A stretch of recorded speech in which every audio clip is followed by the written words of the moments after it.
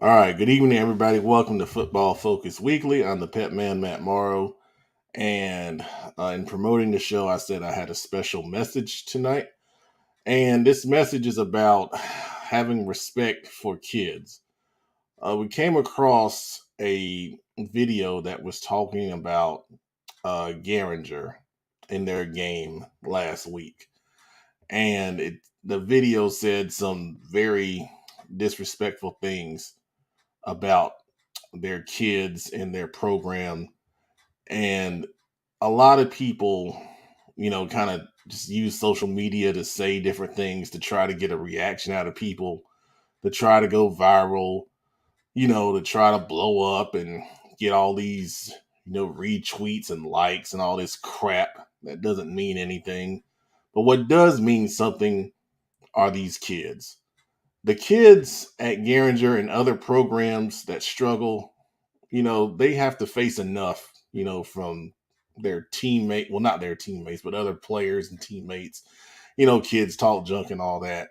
And that's what it is. You expect that. But, having adults, I mean, multiple adults, not only the person that shot the video, but people commenting as adults, saying disrespectful things about kids and players. That doesn't sit well with me. It doesn't sit well with me at all. There's too many people out here that have so many other options of things to do with their lives. I do this show and I've done, what I do with high school football for so many years because I greatly respect what coaches do and how much time it takes to try and fulfill, the dreams that these young men have when they come out and play football.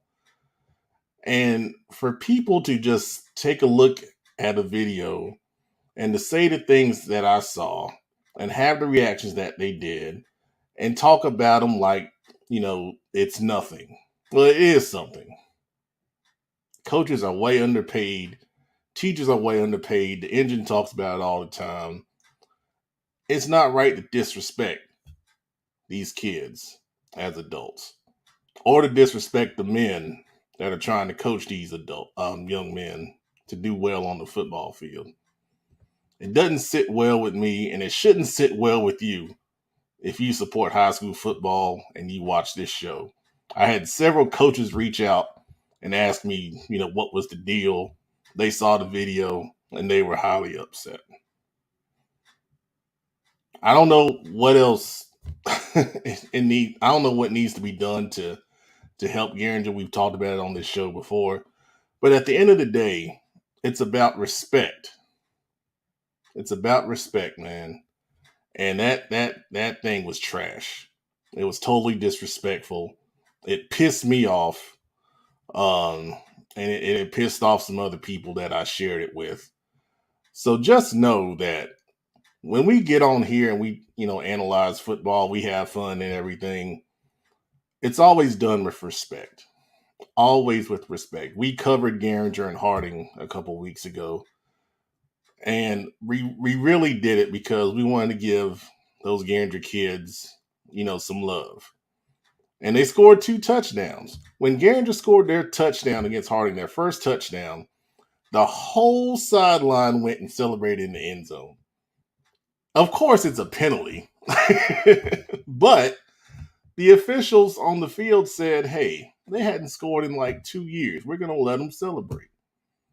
Now, in the second one, yeah, they threw a flag. But it's about recognizing the situation, man.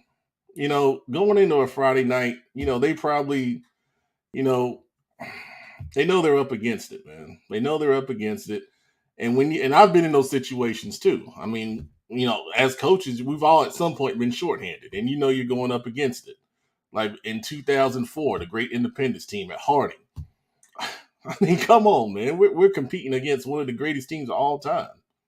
We're going up against it. But we fired our kids up and said, hey, if we do this, this, and this, we might have a shot.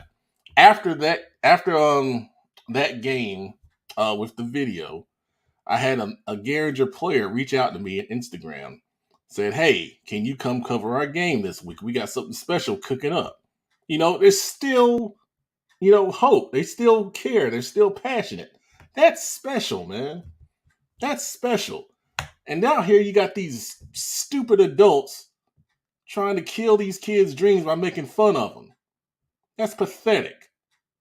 That's pathetic. What if your son was out there, one of those kids? You would hate someone talking junk about them, then you'd be ready to fight. Have some damn respect, man. That's all I got to say, man. We're going to start the show. We'll be right back. And we'll get into Pet Man's players, and I'll let the guys that are here respond to that too. But that's BS. Total BS.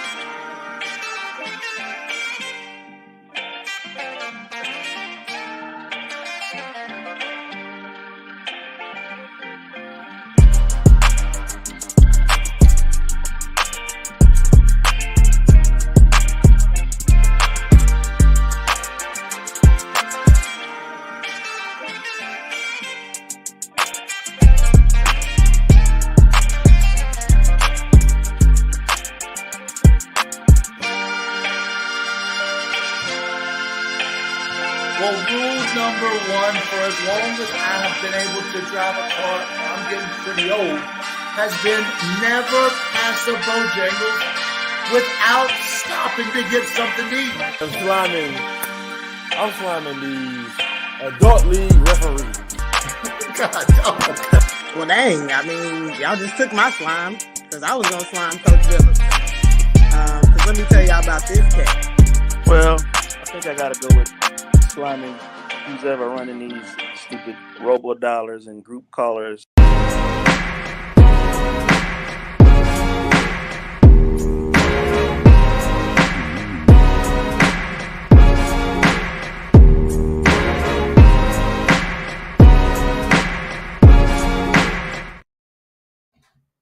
All right, we're back. I'm gonna bring the crew on, and I'll ask them if they got some opinions on that.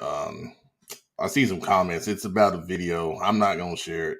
I didn't share it on my post on Facebook. I'm not sharing that garbage. But if someone wants to post the link, they can. So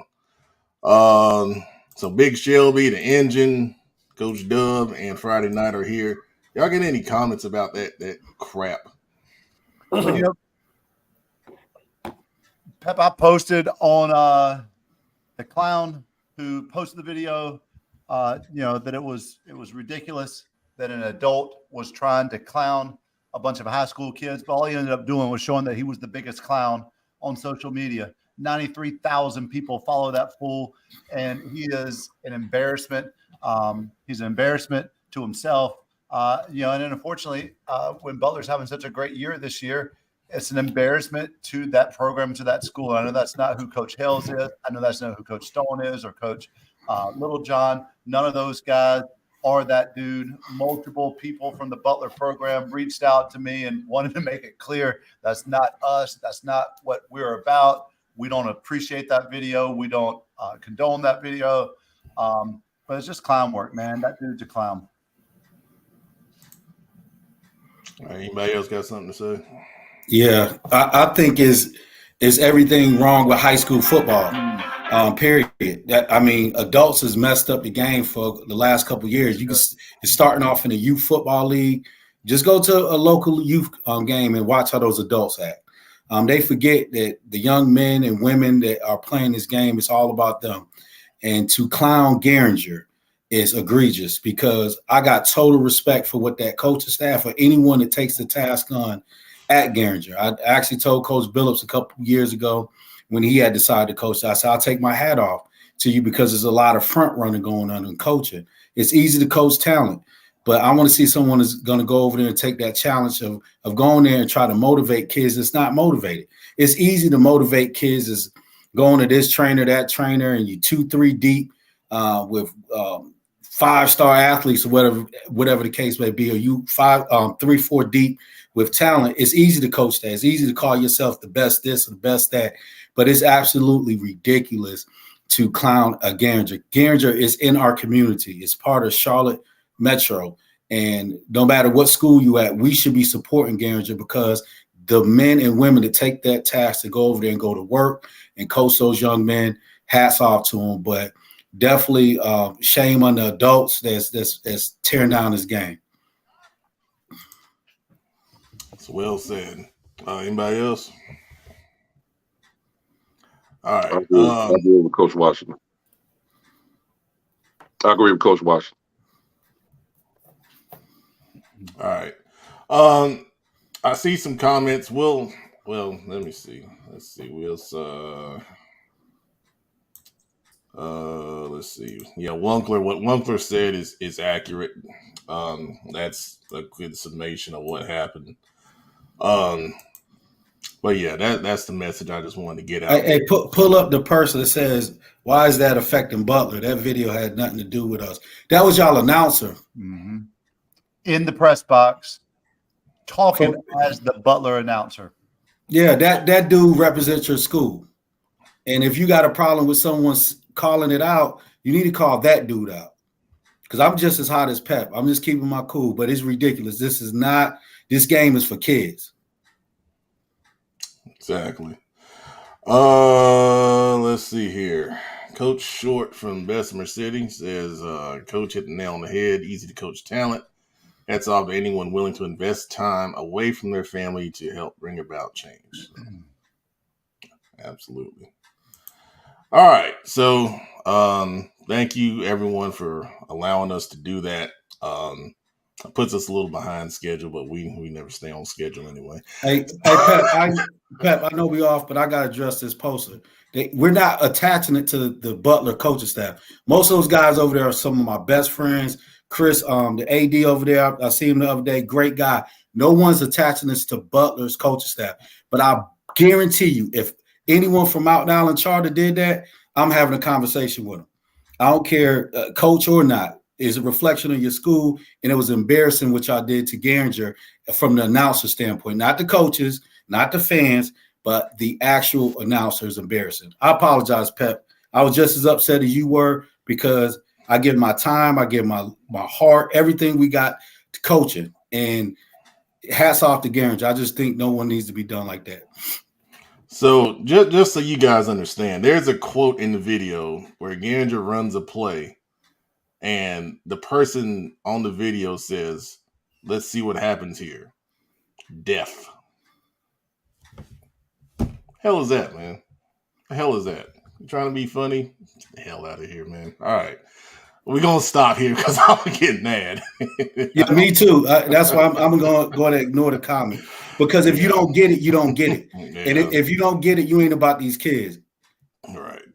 So we're going to move on to Pep Man's players. I appreciate everybody jumping in on that.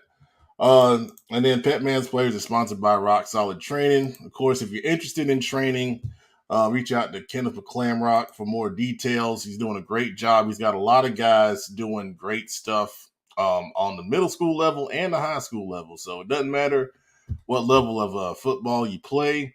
He'll be available to help you out and try to get better at your craft.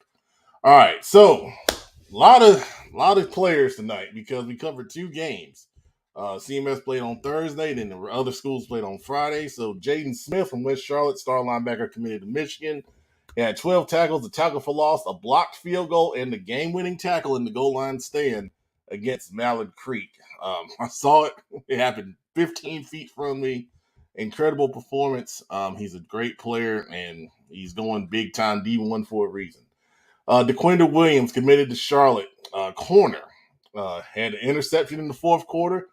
And on the play before the goal line stand, His hustle was the game-saving tackle because number 16 from Allen Creek, he could have easily, scored on that play, but he had great hustle. He tackled him at the 2-yard line, and then the rest was history. So, great job to DeQuinder, committed to a D1 school, and that was reflected in his play.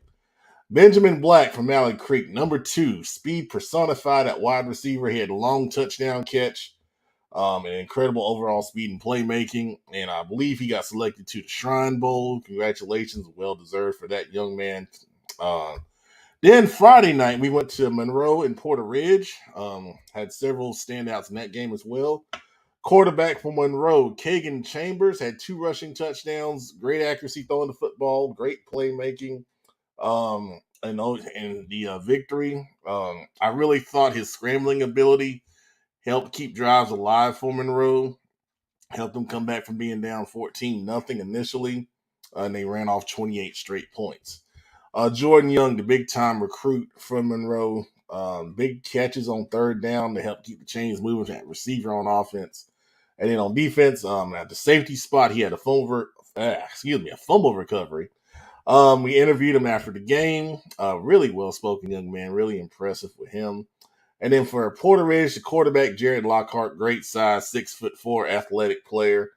Looks like Cam Newton probably did in high school. He had 2 rushing touchdowns against Monroe. He scored the first touchdown of the game, and he scored the last touchdown when Porter Ridge was trying to make a comeback. And then number 6, he wore number 6. I don't know if that's his normal number. They wore special jerseys in that game. Jatavian Taylor, I was really impressed with this young man. He had a 95-yard fumble recovery, returned for a touchdown, and then he made some plays on offense for Porter Ridge. They really tried to get him the ball when they needed to try to get something going. He would line up in the backfield at running back. He would line up at H-back. They tried to get the ball to him in the passing game, and then he played a lot of outside linebacker, kind of strong safety rover type stuff. So really good size kid, good speed, very impressive. Jay McNeely in Big Eye Shelby's old hometown. 10 tackles, 6 tackles for loss, 2 sacks in their victory over Cherryville. Good stuff for Jay. JT Lattimore from North Gaston. I like this kid for a couple years, man. 3 catches for 105 yards, 2 touchdowns, and an interception in their victory over Forest View, moving North Gaston to 3-1 on the season. And they'll be moving up in the Gaston County rankings. Zay Bolden at South Meck, their first win on the season. Shout out to Coach Evans and those guys. He had a fumble return for a touchdown and a big game-sealing pick 6 when Olympic was driving to take the lead in the fourth quarter. And on top of that, he had 12 tackles. What a heck of a game for Zay. Great job, man. All right. Dominic Testo. We talked about him before from Hickory Ridge. 8 catches for 154 yards and 2 touchdowns. And Hickory Ridge's first victory at home on their new turf over A.L. Brown. Congrats to those guys. Ryan Conatillo from Pine Lake had 6 tackles, 5 tackles for loss, 3.5 sacks, and 2 hurries in their victory over Mountain Island last week. Really impressive performance for that young man. Up in the mountains, getting big-time nominations this week all over the state. Ryan Payne from Murphy High School had 13 tackles, 3 interceptions, and 49 yards receiving in their victory. Murphy, as we know, is a long-time 1A power. And Ryan Payne getting it done up there. Congratulations. Big OL, Caleb Shugart from East Rowan tags me every week. I said, I got to watch his film. He said he had 7 pancakes. And then when offensive linemen say they got pancakes, I got to go in there and watch and verify them. He had 7 verified pancake blocks. And a tough game against Concord. They played well again. Just came out short by 1 point, but Caleb is dedicated to his craft, and he really played a really good game right there. Congratulations, Caleb. My boy, Turbo, Northwestern. So proud, man. Everybody on here picked Gaffney. I said, no, I'm rolling with my boy, and he must have heard because he came through. Kickoff return for a touchdown. First play of the game. And then 2 more rushing touchdowns. Plus, he got selected to the Shrine Bowl. What a special weekend for Turbo. Congratulations, man. You know I'm proud of you. And, I'll be supporting you all the way, man. Jalen Powell from Covenant Day, receiver, 11 catches, 142 yards, 3 touchdowns in their victory over Asheville Christian. Talked a lot about Covenant Day last year. Seems like they're starting to get it going. They got a big game this week against Hickory Grove, who's rolling. So Jalen Powell will be a big-time player in that one if Covenant Day is going to pick up the win. Great job. Ray J. Running Waters from Northwest Cabarrus. 9 carries, 119 yards, and 4 touchdowns in their victory over South Rowan. Them and J.M. Robinson are on a collision course. That game is going to be big when it happens in a few weeks. Ray J is a really talented young man. Congratulations, man. Billy Wilkes, 15 tackles, 2 tackles for loss, a sack, an interception, and a touchdown for Providence. But they lost to Charlotte Catholic 29-22. Catholic scored with 42 seconds left in the game. But a big reason I picked Providence to win was because of what Billy Wilkes has been doing all year for that defense. Great job. And he also got selected to the Shrine Bowl, and it very well deserved. Devin Walker, best running back in Charlotte from Olympic. 33 carries, 261 yards. Good gracious. And 2 touchdowns against South Meck. Great performance right there, man. They couldn't pull it out, but that's incredible. Jalen Mays, the best long snapper in Charlotte. Yes, I said it. From Chambers, 2 sacks, a tackle for loss, and perfect snapping. In their victory over West Meck, they won that one big. I believe it was 56-0. Great job, Jalen. We finish up with Jelon Springs at Hickory Ridge. 10 tackles and an interception in their victory over A.L. Brown. It's great to see, some guys stepping up on that Hickory Ridge defense. And Jelon is doing a really, really good job. Caleb Edstrom from Mooresville had 8 tackles, 2 tackles for loss, and a pick 6 in their big win over Cox Mill. More of the same. More of the same from Caleb. That's all I can say. Cadence Watson, we've talked about him before from Atkins. Another incredible stat line. 12 tackles, 3 tackles for loss, 3 sacks, and he plays quarterback and had a passing touchdown against Smith. Man, that is crazy. And then his teammate also tagged me, and I looked at his film, and it was just as impressive. Garrison Dibble also had 12 tackles, 3 tackles for loss, and 2 sacks. So really good stuff from the Atkins crew right there. Another one from Mooresville, and Brody Norman at quarterback, 215 yards passing and 5 touchdowns in that win. I'm excited to see him over the next couple of years. It looks like they're going to have a good balance of run and pass with that Mooresville offense. Natavius Husky's almost on here every week because he's such an incredible player. 256 yards passing and 3 touchdowns, and then the 64 more yards rushing and 2 touchdowns in their win. And then we finally finish up with a young man who I saw at a prep red zone camp, and I said, this kid can be special. And that's Jaden Nordveit. 243 rushing yards and 3 touchdowns in their victory. North Iredale's having a better season because of what that young man's doing on the field. So there are your Pet Man's players. Once again, sponsored by Rock Solid Training. Make sure you reach out to the engine, Kenneth McClamrock, for all your training needs on the field. So there you go. All right, so now we're going to go with our new favorite segment, Punt or Huddle Up, with the aforementioned engine, Kenneth McClamrock.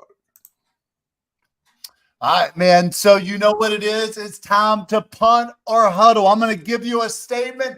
And if you like the statement, if you agree with the statement, baby, we're going for it. It's 4th and 1. But if you do not like the statement, you're the head coach, you don't like what the OC is saying into your ears, you're going to punt that thing away. And the first one, you know where we got to go. We got to go there. The Carolina Panthers have possibly the most expensive coaching staff in the NFL.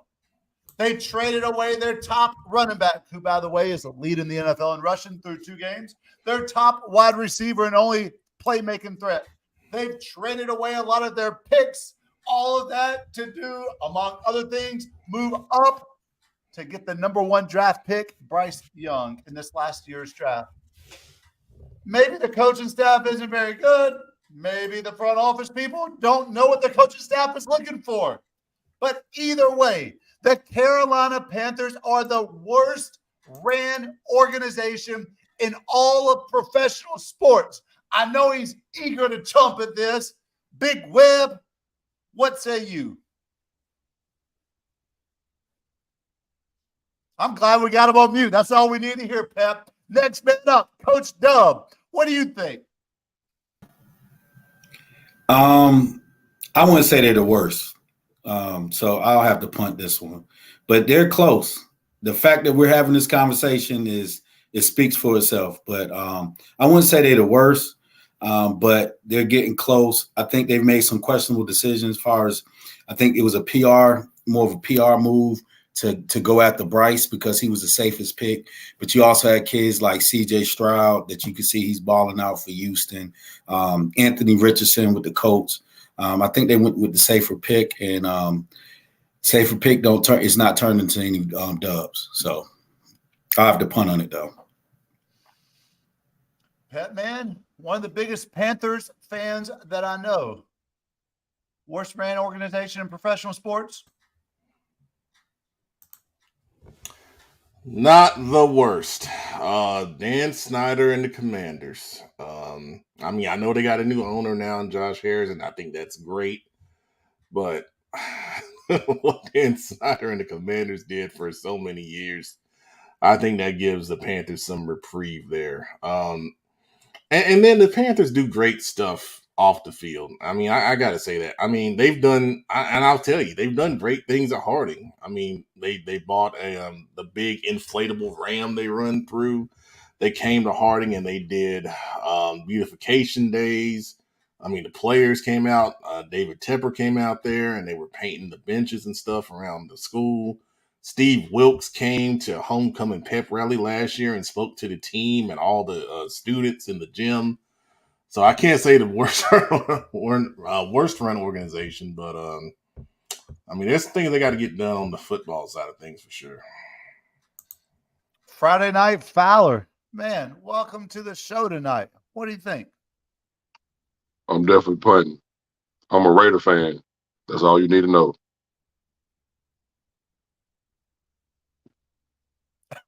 Well, I'm going for it because obviously there is an extremely large disconnect between Frank Reich and his staff and Suleiman and Fitterer, whatever his name is, and Dan Morgan, because either Frank Reich and his company is not the coaching staff that we've been told that they are, or the front office people who have been getting all these picks and making all these trades have no clue what Frank Reich and his coaches need to be successful. So I'm going for it on that one. I think the Panthers, there's a lot of reasons why they've been bad for a long, long, long time. There's too much parity in the NFL for you not to have a single – I mean, how long has it been since we've had a winning season, since we've made the playoffs? Good night. Second question, the final question of the night. And this one's for you, Big Eye Shelby, since you want to talk all this smack and tag us in all these garbage posts. West Charlotte Lions. They're 4-0. They've beaten Palisades, Monroe, Independence, and Mallard Creek. They also have more Division I athletes than I can count on one hand. West Charlotte is a legit 3A title contender. Friday Night Fowler, what do you think? I'm going to go for it. Hey, they got a legit defense. Anytime you have a legit defense, you have opportunity to win championships. If they get their offense to come around, they're gonna be a hard out in the playoffs. Coach Dub, you know a little bit about the Dub C. What say you? All right, Dub C, you know.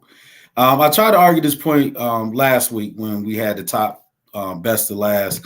I think they're the number one team in the city because they beat everyone in front of them. They face every test that's in front of them. They beat them. They got a ton of dogs on that team, and that's led by DeQuinder Williams. And I think they can go as far as they want to go. They just got to keep that mindset, stay hungry. But I'm definitely going for it. West Charlotte, number one team in the city. Now, to clarify, you mean CMS, Yeah, city, CMS. Okay. Because we talked about Providence Day and how much you respect what they got going on right now.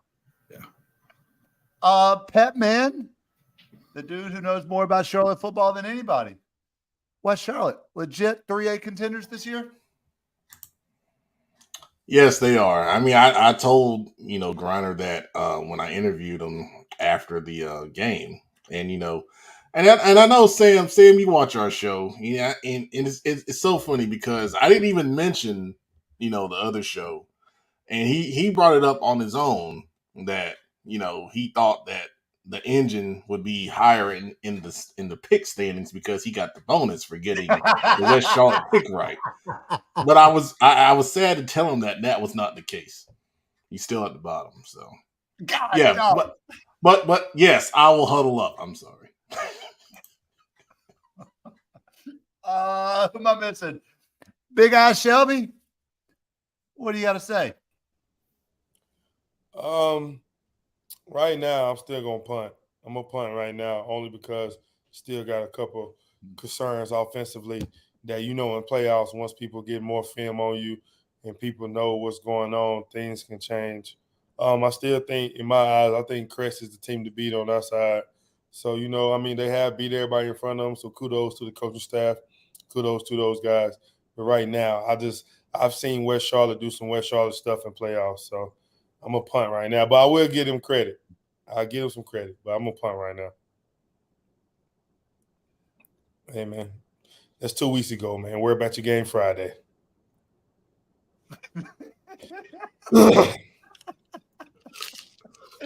Man, Coach Marsh, tell that dude, Coach Griner, Coach Williams, Coach Marsh, man, you guys are building something special. I'm going for it. The Dub C Lions, man, do y'all's thing this year. I'm pulling for you. That's all I got, Pep. Oh, Producer Brandon. Producer Brandon. Punt or huddle up. West Charlotte is a legit 3A title contender this year. I'm gonna go ahead and I'm gonna huddle up on that. I saw them up close. I think they are for sure. Like Webb alluded to, there may be some things and some concerns on offense that they gotta iron out, but they got time to do that. Their defense is already playing at a high level, and the offense is making some strides. So I'm gonna say yes. I think I would put them in the conversation with a Crest, with a JM. And Dudley up in Greensboro, they definitely a contender. So I'm gonna say sure. After seeing them up close, they're going in the right direction. And people need to remember, teams have time to get better. They've only played everybody's mostly played 4 games, 3. Some teams have played 5, but teams have time to get better. So I'm gonna look. They're already playing at a high level and got time to get better. That's crazy to think this is the halfway point of the regular season this week. Game 5, man. And let's be clear. And let me make sure I'm clear on my point. I'm only saying I'm going to punt right now because they may have not started off 4-0 before, but they've been having some pretty good regular seasons these last 2 years. And they always run into a Cleveland County team, and they just totally forget about what they've been doing the weeks before. So until they can show me that, now, I will give them credit. They're 4-0. They beat us. They beat Creek. They done beat everybody that done played. Kudos. I'm only punting right now because I want to see them make that next step as far as playoffs. I think that's fair enough. I think that's fair. You just asking to be in a video, man. I mean, playoffs. I'm not talking about regular season. I'm talking about playoffs. I said I give them credit. They're 4-0. I give them credit. 4-0. But I know the bigger picture. Friday night, you ready for your rankings? Yeah, let's do it. Let's go. All right. Number 1, Grimsley. Another dominant performance, 56-0 over Southeast Guilford. Butler, of course, we talked about that earlier, what they did against Garrington last week. Eastern Side had to fight back last week against Reagan. They pulled it out 29-21, but they got the dub, learning how to win. They're going into the meat of their schedule. So I'm keeping them at number 3 right now. Weddington did his thing last week. I think Cleveland did his thing. Hough beat down North Met. Chambers as well. Roseville won. Charlotte Catholic sweep by in the final seconds. And Newark's in my top 10. Mooresville, they're undefeated. Oh man, you Hey, got was the we in the Mooresville top crowd. 10 last week? Huh? Was we in the top 10 last week? No. Hey, okay, I just couldn't remember. He put But some guess what? emotion, Hey, emotion behind that. No. Yeah, Hey. I'm about to say, whoa. Hey, but hey, you got an opportunity Friday night, baby. You're right, man. But right now we're gonna focus on the show. We'll talk about that later. Well, this is the problem, man. What the heck, man? Come on, Shelby. Hey, Joe ain't never. Hey, Joe, I ain't been back since. I'm not gonna lie to you. I wouldn't either. I don't blame you. I'm gonna slime them again just because he brought it up.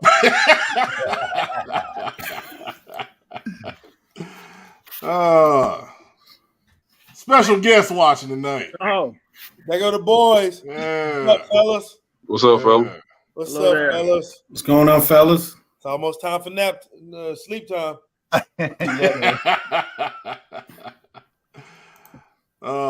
Chad Administrator is happy about that Friday night, and so is Mizzle. All right. I appreciate you, brother. Can we just shout out the middle school football game that was played last night at Pop Stadium between Mooresville Middle School and Selma Burke? They sold out that whole home side. It was packed. They had to open up the away side. People were lined up an hour and a half before the game started. Man, that was wild. First time. Yeah.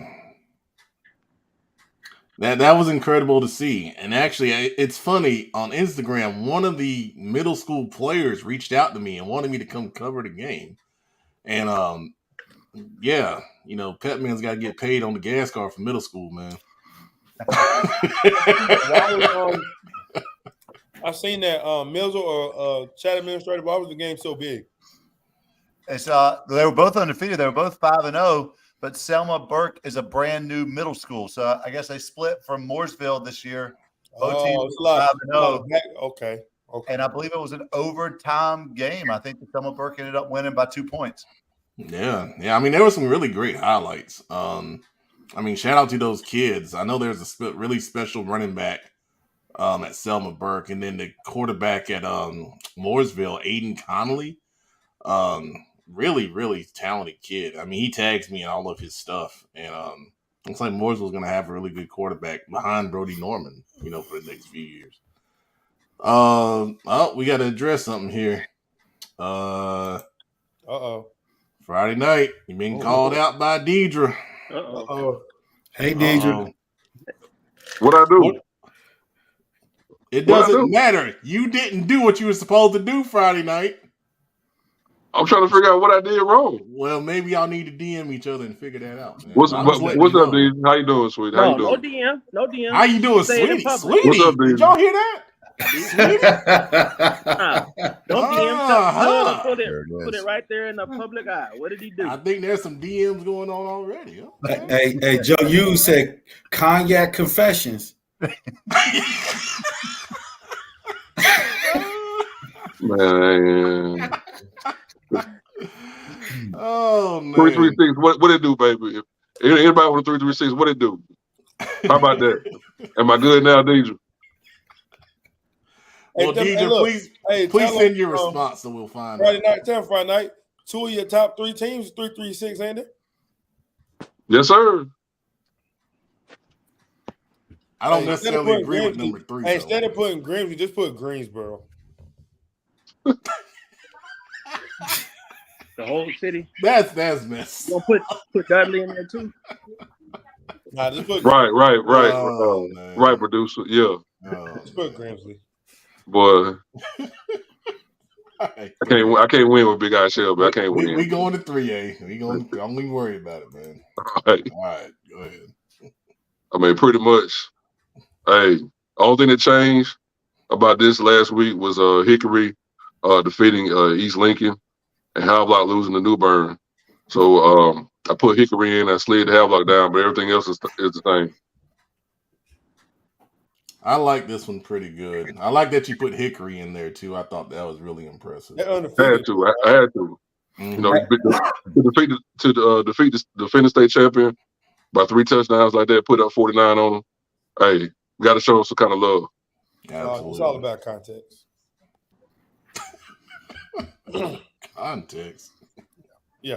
Okay. It's all about context. Any other 3A thoughts? I like it. Like I've been saying all year, man. I think Crest is the team to beat.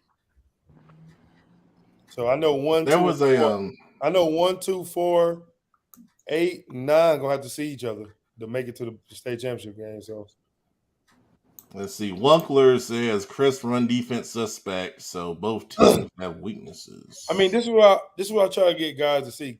Kenneth can attest to this, and Coach Washington.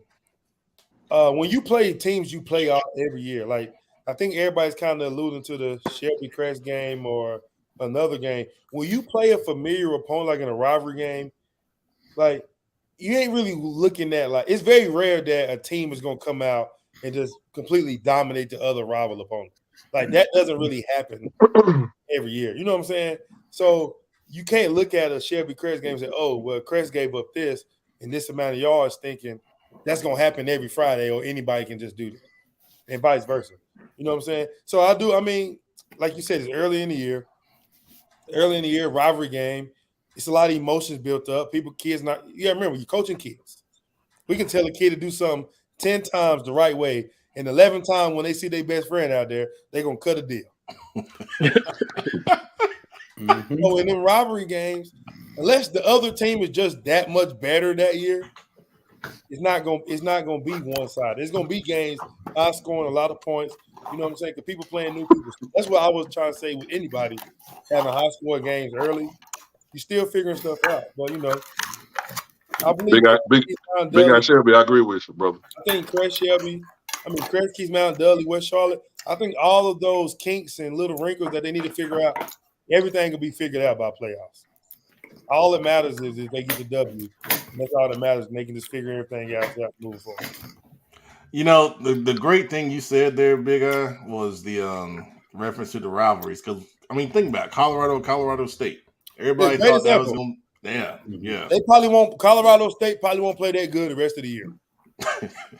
Right. But it's a rivalry game, so people come out trying to be – like I always tell kids, do not be bigger than the game. You will never be bigger than the game. Just leave your impact, but don't do nothing that you was not coached to do. Oftentimes, that's what people do because so many people in the stands, you hear your uncle, you hear your auntie, you hear your brother, you hear your cousin. At that point, that's why a lot of those rivalry games be high scoring early because it'd be so emotional. Mm-hmm. Deidre saying Dudley WC final would be a hell of a game. Is Dudley considered on the – are they on the opposite side? Are they on the west side? No, they're the west side. They're the west side, so yeah. That'd be a Western final, but I see what you're saying. I will say, I will give West Charlotte credit. If West Charlotte can get a big-time playoff game at home, it's going to be tough going into West Charlotte. I will say that because the D-line coach told me, he said, Coach Webb, I'm going to tell you right now, if they get some momentum, that side of that stadium and that home side going to be rocking. And I will say a lot of teams won't be prepared for that. And that fish going to be frying too. But I will say this, Big Guy Shelby and Coach Doug. Hey, Dudley the same way though. One team that won't be intimidated by that environment, them D boys. I would say that. Because it's the same environment. Charlotte played, it got to be maximum security. It's the same environment. Jamal, you're right. So it could come down who's going to play at home. That's what I'm saying. I think that 3-8 battle is going to be about who gets that home game in the three-time playoffs. Facts. Because if Crest got to travel to Dudley, that's a 2.5-hour trip on the bus, possibly 3. So that's what people playoffs. I can't wait till we start talking about that late in the year, man. It's all going to be about who get that game at home. Yeah, I wanted to talk about RPI, but they got the daggone seedings all messed up. I mean, they got teams in the wrong classifications and everything. So I said, we're not going to go there. Yeah, and trust me, look, I know Dudley and Joe. I will say that's why you will see. When Crest play all those teams, they're going to try to run the score up and still execute late in the game because the RPI has to be good for them to maintain and try to get that number 1 overall seeding. I think right now, it's going to be favored to West Charlotte because of the 4A schools they was able to beat. I think it may be favored in West Charlotte right now, possibly Dudley, but I think it's going to be tough for like a team like Kings Mountain and Crest to get the number one outright overall seed. Yeah, that's a good point. All right, so let's go to 2A. All right, Friday night. I mean, pretty much it's the same here. Everybody in 2A won last week, so no changes with my 2A top 10. I gotta say Monroe should be higher. After seeing them, what they did to an undefeated Porter Ridge team, it was impressive. But that's just me. That's just me. Gotcha. I'm gonna say, just like with 3A, I think our side of the state is gonna be tough, man. Like Salisbury, Forest Hills, Monroe, depending on where Reedsville fall, Shelby Burns. I think it's gonna be tough. You're gonna see some good matchups round 2, possibly round 3. You're gonna see some good matchups. Yeah, absolutely. I will say, I still think a 2 and 3 Shelby is better than 75-80% of this list. Also, even with Burns, I know Burns flying under the radar. Burns and Shelby it's gonna be tough to still beat those two teams. Trayvon Gaither says still no community school at Davidson. They're right on the outside. What they at 11? Number 11.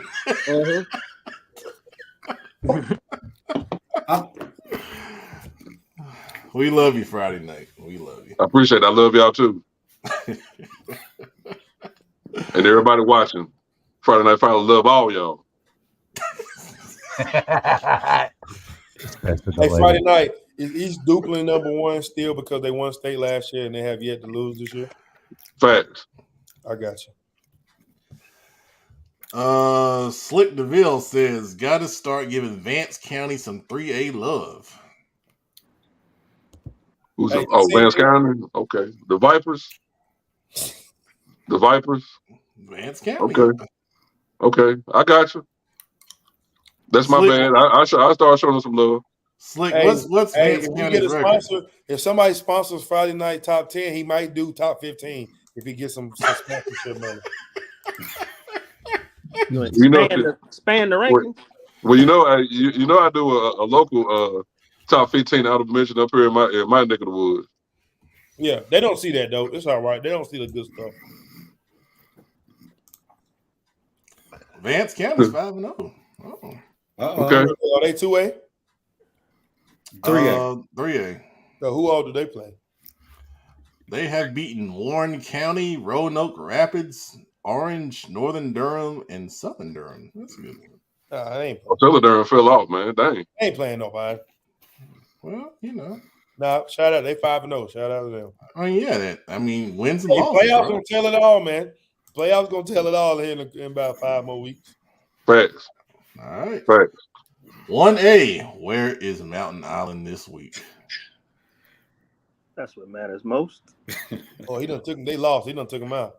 Oh, nope. They're in there. I mean, it was almost the same thing in 1A with the exception of, Mountain Island lost to CSOD, but it was a good defensive ball game, so I only dropped in one spot. Put in Norfolk win. And, of course, the mistake I made last week, Andrews, I dropped them all the way out of the top 10. So that's my top 10 for 1A. Y'all go ahead. Oh, boy. You said you did what Friday night? What'd you do with them? They all the way out. Y'all stupid, man. We're stupid. It's us. Hey. Now, Fowler, it's some skiing going on up there in the mountains of Andrews. Oh boy. Hey, the sting come out all they want to. They'll be all right. They'll be all right. They ain't too far out, but they're not in this week's top 10. How about that? Watched it. I don't think he caught where you were going with that. No, he didn't. Inside joke. Yeah. I'm gonna get you on the text though, Father. Okay. All right. Okay. Any more 1A thoughts? All right, it's that time for the Dirty Dozen, sponsored by the Queen City Senior Bowl, which has opened registration. Players, please make sure you register. If you don't register, you cannot be considered to be selected for the bowl game. The bowl game is December 16th, 1 p.m. at Olympic High School.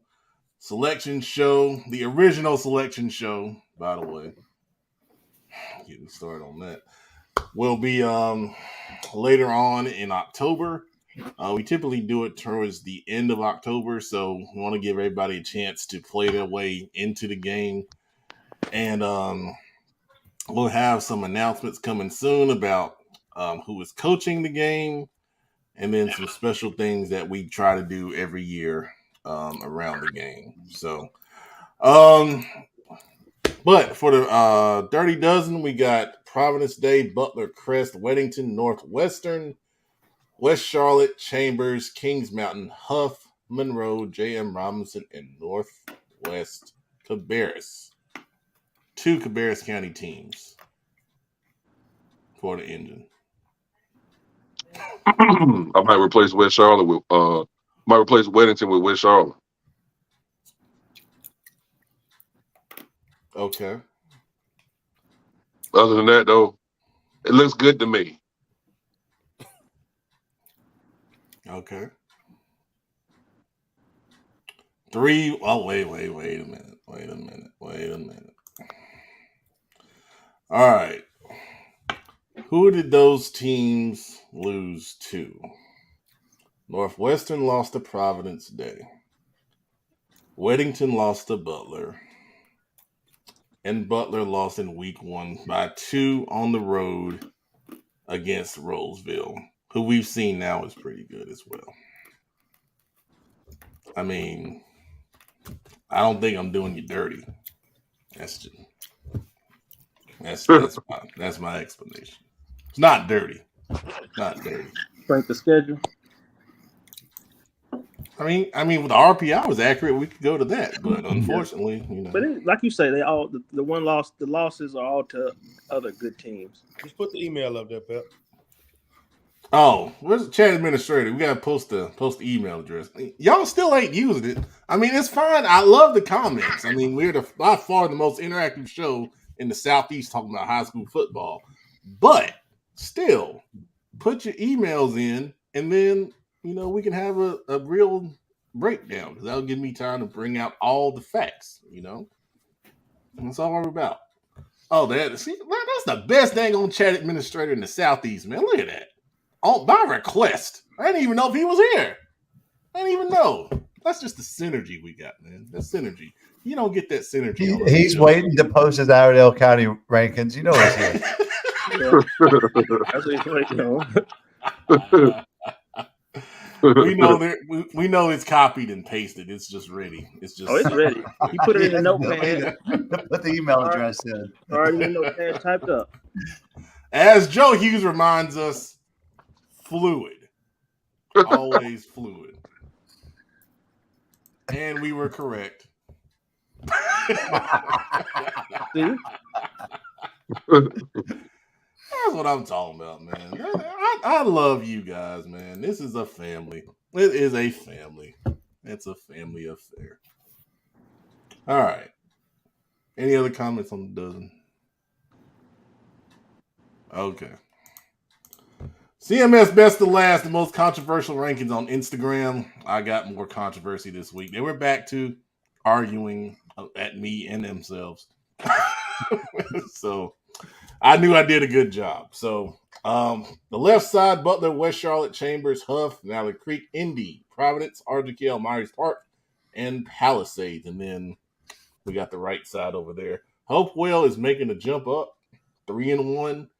They're creeping up on the top 10. And then we've got some other movements. So thoughts on the best of last?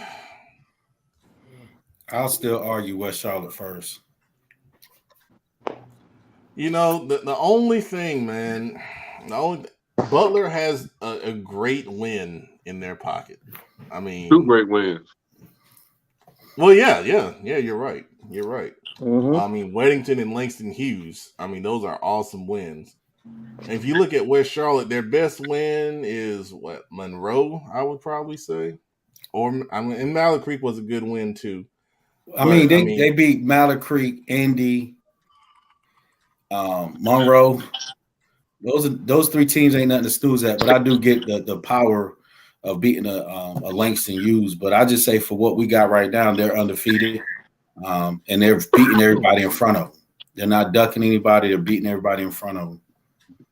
I mean, those are all facts. Those are absolutely all facts. I wish we could see a Butler West Charlotte game. I mean, we can't, but that would be entertaining. That'd be really entertaining. When you posted it, were there any suggestions of swapping? Ain't a big change, but swapping Hopewell and Palisades? Hopewell and Palisades. No, there was kind of some back and forth about. For some reason, there was back and forth between Palisades and I think West Charlotte, because they played week 1, so that was the most kind of back and forth on there. I thought that was interesting, but AK beat Providence. Yeah, week 1 they did. Comment. It's just me reading the comment. Yeah. I know, and I mean that's accurate. It was a 13-10 game. When you look at the stats, though, Providence dominated moving the ball up and down the field. I mean, they had a 2-1 yardage advantage.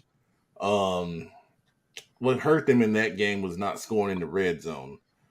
So, I mean, taking the whole thing in totality, I felt like Providence last week, I mean, they were right there with Charlotte Catholic. I mean, literally, they were tied with 42 seconds left, and then Catholic was able to win the football game. And then RGK's playing good too, but RGK I think they had a bye last week. So, I mean, it's really close. I mean, when they played, it was really close. So, I mean, I can see the argument for it, definitely. I can definitely see the argument for that. Let's see here.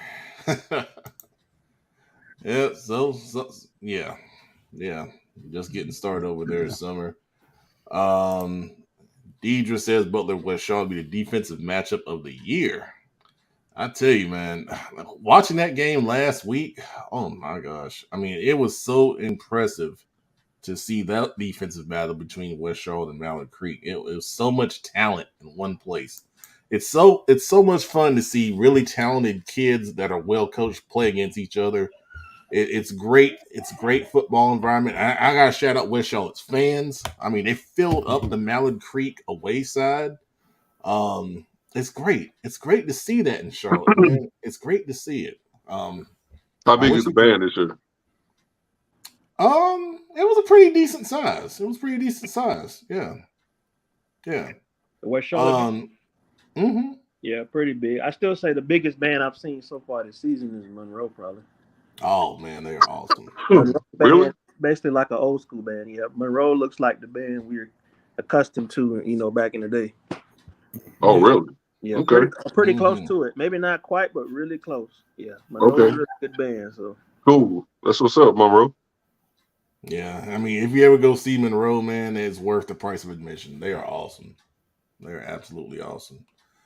All right, let's jump to our county ranking. There it is. Okay, Cabarrus County Engine. What you think? Yeah, I think you're still right on it. Hickory Ridge got a big win last week versus A.L. Brown, to pick up their first win for the season. A.L. Brown 2 losses. Mount Pleasant has 2 losses. Down at the bottom, those are teams that are really struggling, hoping to get on board. West Cabarrus won their first game last week. Jared Street threw a 2-point conversion fade to win the game in overtime. I think you're right on it, Pat, man. Yeah, big game between Hickory Ridge and Mooresville. We'll talk about that in a few minutes. And as I said earlier, J.M. Robinson and Northwest Cabarrus on that collision course, man. Yeah, a lot of those Fun teams to had see. bad this past week, so not a lot of movement. Yeah, yes, absolutely. All right, Cleveland County, still the same. I don't think it'll change till the last week of the season. Yeah, Facts. yeah. You think South Point has a chance of disrupting this a little bit? Absolutely. Well, if you look I'll at say. it, it's all about how you want to base. When you look at the county rankings, I'm looking at the best team in the county, not necessarily if they lose to a team outside the county. But I mean, South Point has to play Crescent and Kingsmount, so I mean, I wouldn't move them based off the county rankings. Since these 4 teams play each other, I would kind of base it off how they do against each other. Okay. That's What how I would look at it. That's what how does South Point play Kings Mountain Crescent? it's coming up pretty soon. If not next week or the week after that, they play either one of them. And Big Shelby, South Point has ruined a lot of, like, they come in there, it's almost like they're the unofficial, team of Cleveland County, even though they're gassing, but it's some good games when South Point play any of those teams that's listed. Yeah, I think that's the thing with South Point this year. Normally, South Point is good on both sides of the ball. So I really do think that it's going to be about, like what Joe said, if South Point can stop Crest offensively.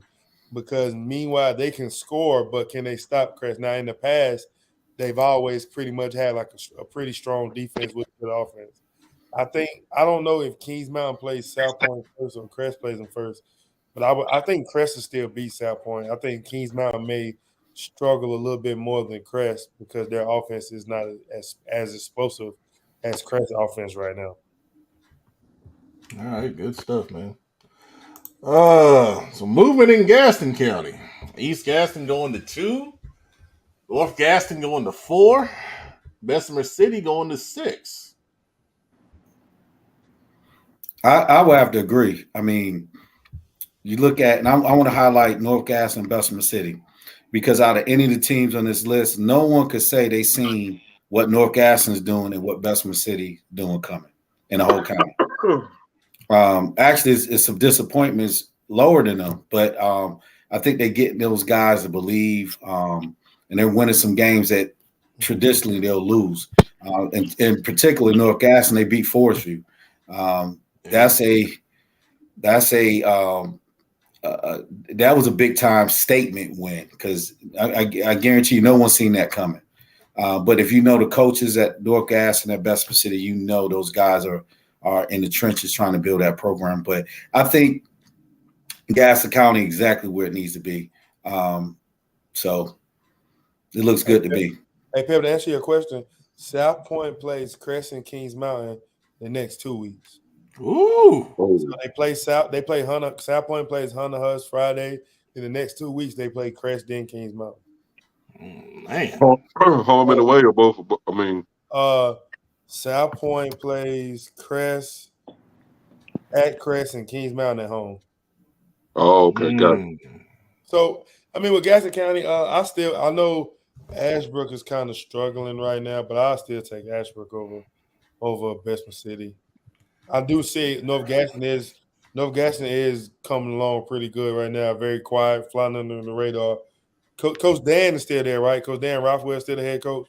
Yeah, Dan's still there. I know at first he struggled with losing kids. He tried to came in, laid the law down, trying to change the culture. He lost kids. I think now he's finally getting kids in that want to be there, want to play for North Gaston, and it's showing. I think they can. It's very important that they make a good conference run, because I think they can win a playoff game.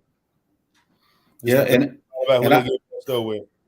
and I think Ashbrook, like you said, Ashbrook is not having the best season, but they're definitely better than Forest View.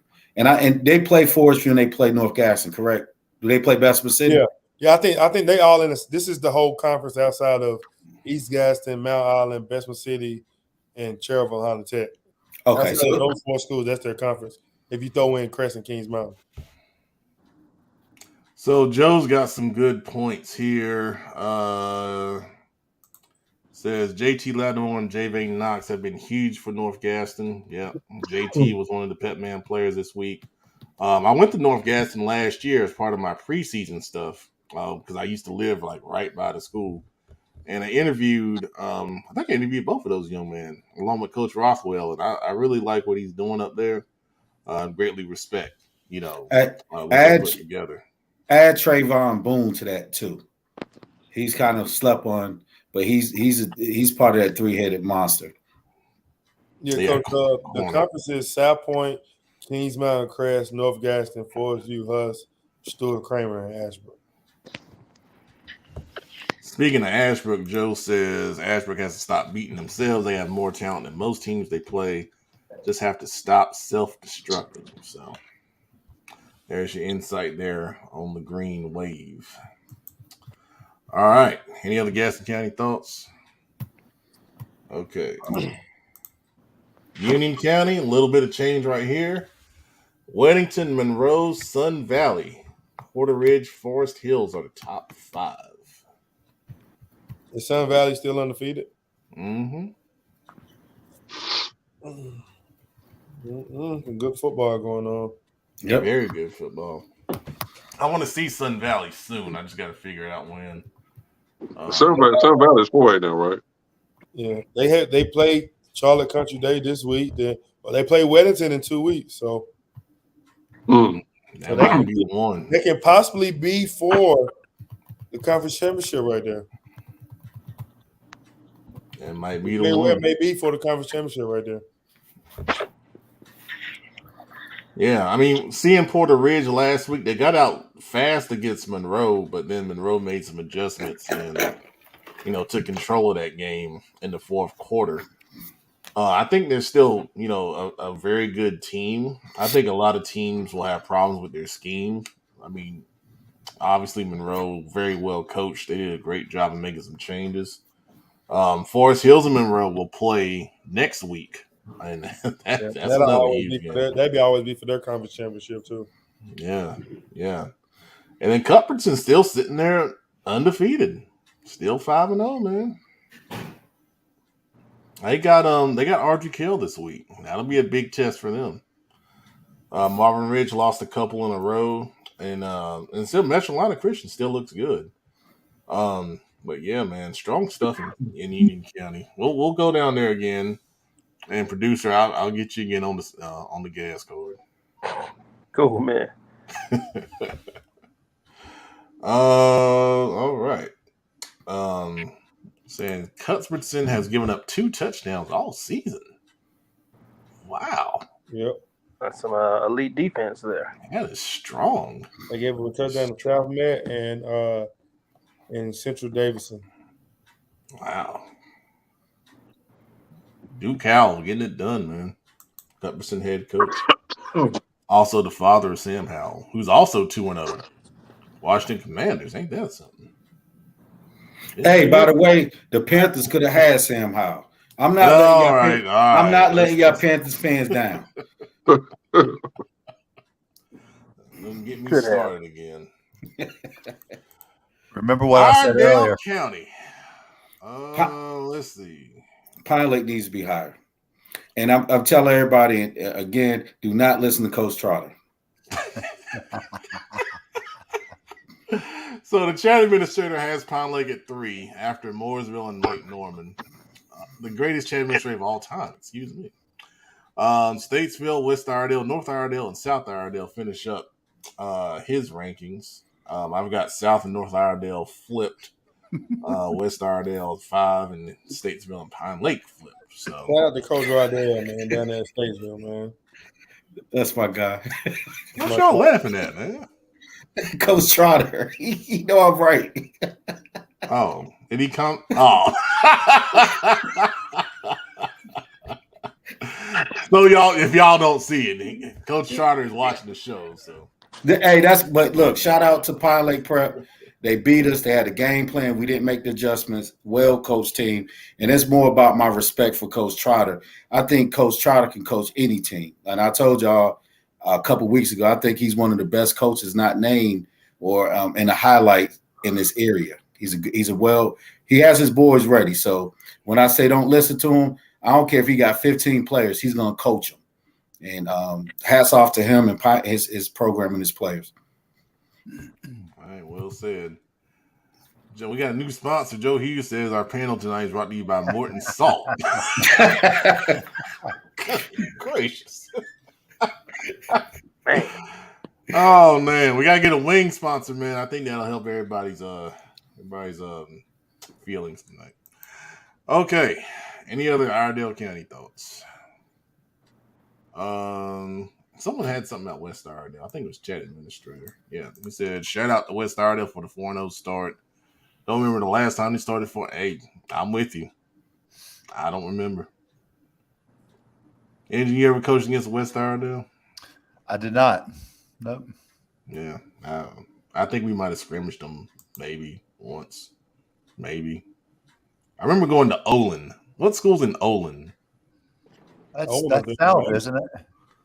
That's South Iredell? No. That might be what is that West Iredell? I think we had a track meet down there. Yeah, I remember going to Olin. Yeah. We had I think that's West Iredell. Okay. Well, I know. Oh, thank you, Trayvon. Thank you. North Iredell. Okay.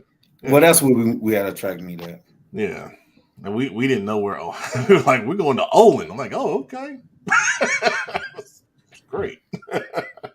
But, hey, Pat, can you pull up what Oda say real quick since we're on Iredell rank? Oh, okay. Yeah. Jack Smith and Sam Kern are monsters on that Pine Lake prep D-line and O-line. Listen, when we start talking about best players in the state, those two guys need to be mentioned. Absolute studs. Shout out to Jack and Sam. We've had Jack on Pet Man's Players a couple times, and it's well deserved for sure. All right, we got Rowan County. No, not too many changes. I put West Rowan at 3 because they beat Carson head to head. East Rowan, I mean, they're knocking on the door, man. They're knocking on the door. 11-10 last week versus Concord post game. Yeah. And Concord scored those 11 in the first quarter, right? Well, they shut them out the rest of the game. Yeah, that's good stuff. We're going in the right direction. Both Salisbury and North Rowan had 2 tough ones last week. Yeah, Salisbury got by Thomasville. Close game. North Rowan had a tough one against South Davidson. Yeah, hey, you find a way to win, man. It's all that counts. Facts. Yeah. Kelly Sugar coming in. Thanks for watching. Kelly says almost beat North Stanley and Concord, talking about East Rowan. So, yeah, great second half versus North Stanley. We talked about that. Mm-hmm. Yeah, just keep pounding, man. Just like the Panthers. Yeah, Caleb told me he was going to get those guys right, man. Keep working. Absolutely. Even though the Panthers ain't pounding too hard, but they tapping. Next slide. Keep tapping. Next slide. There you go. Stanley County. Oh man. Hey, South Stanley, man. I said this on the Friday night show because I didn't know if they won, but they won again. They won again, man. That's 3 wins for those guys.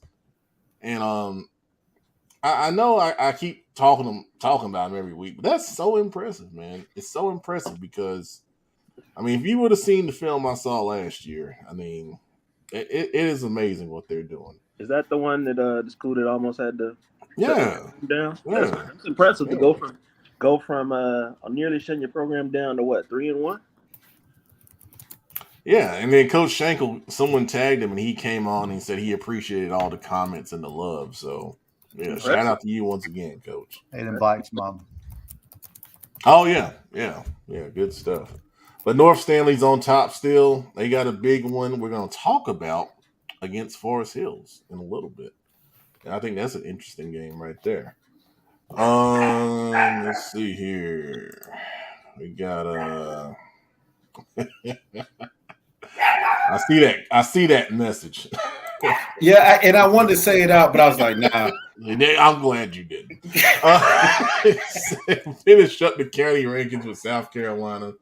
Northwestern and South Point still on top. Indian Land with another 1-point win. That is what they do this year against Trinity Christian.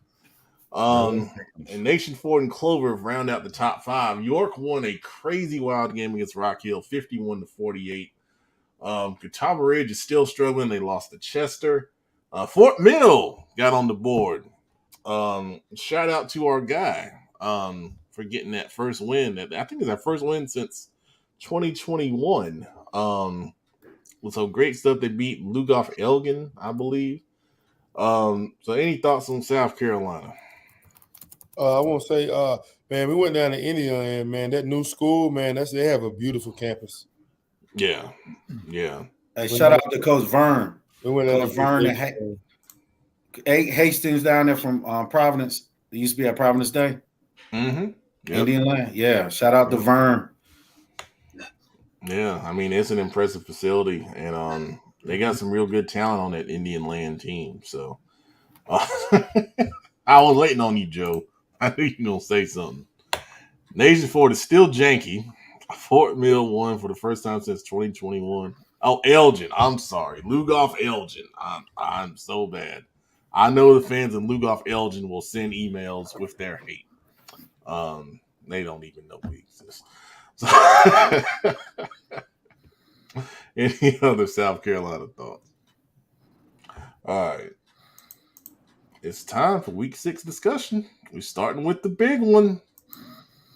Chambers and Hough. All right. So both of these teams are 3-1. Hough won last year's game at Chambers, and me and producer were there for that game. There was a defensive struggle.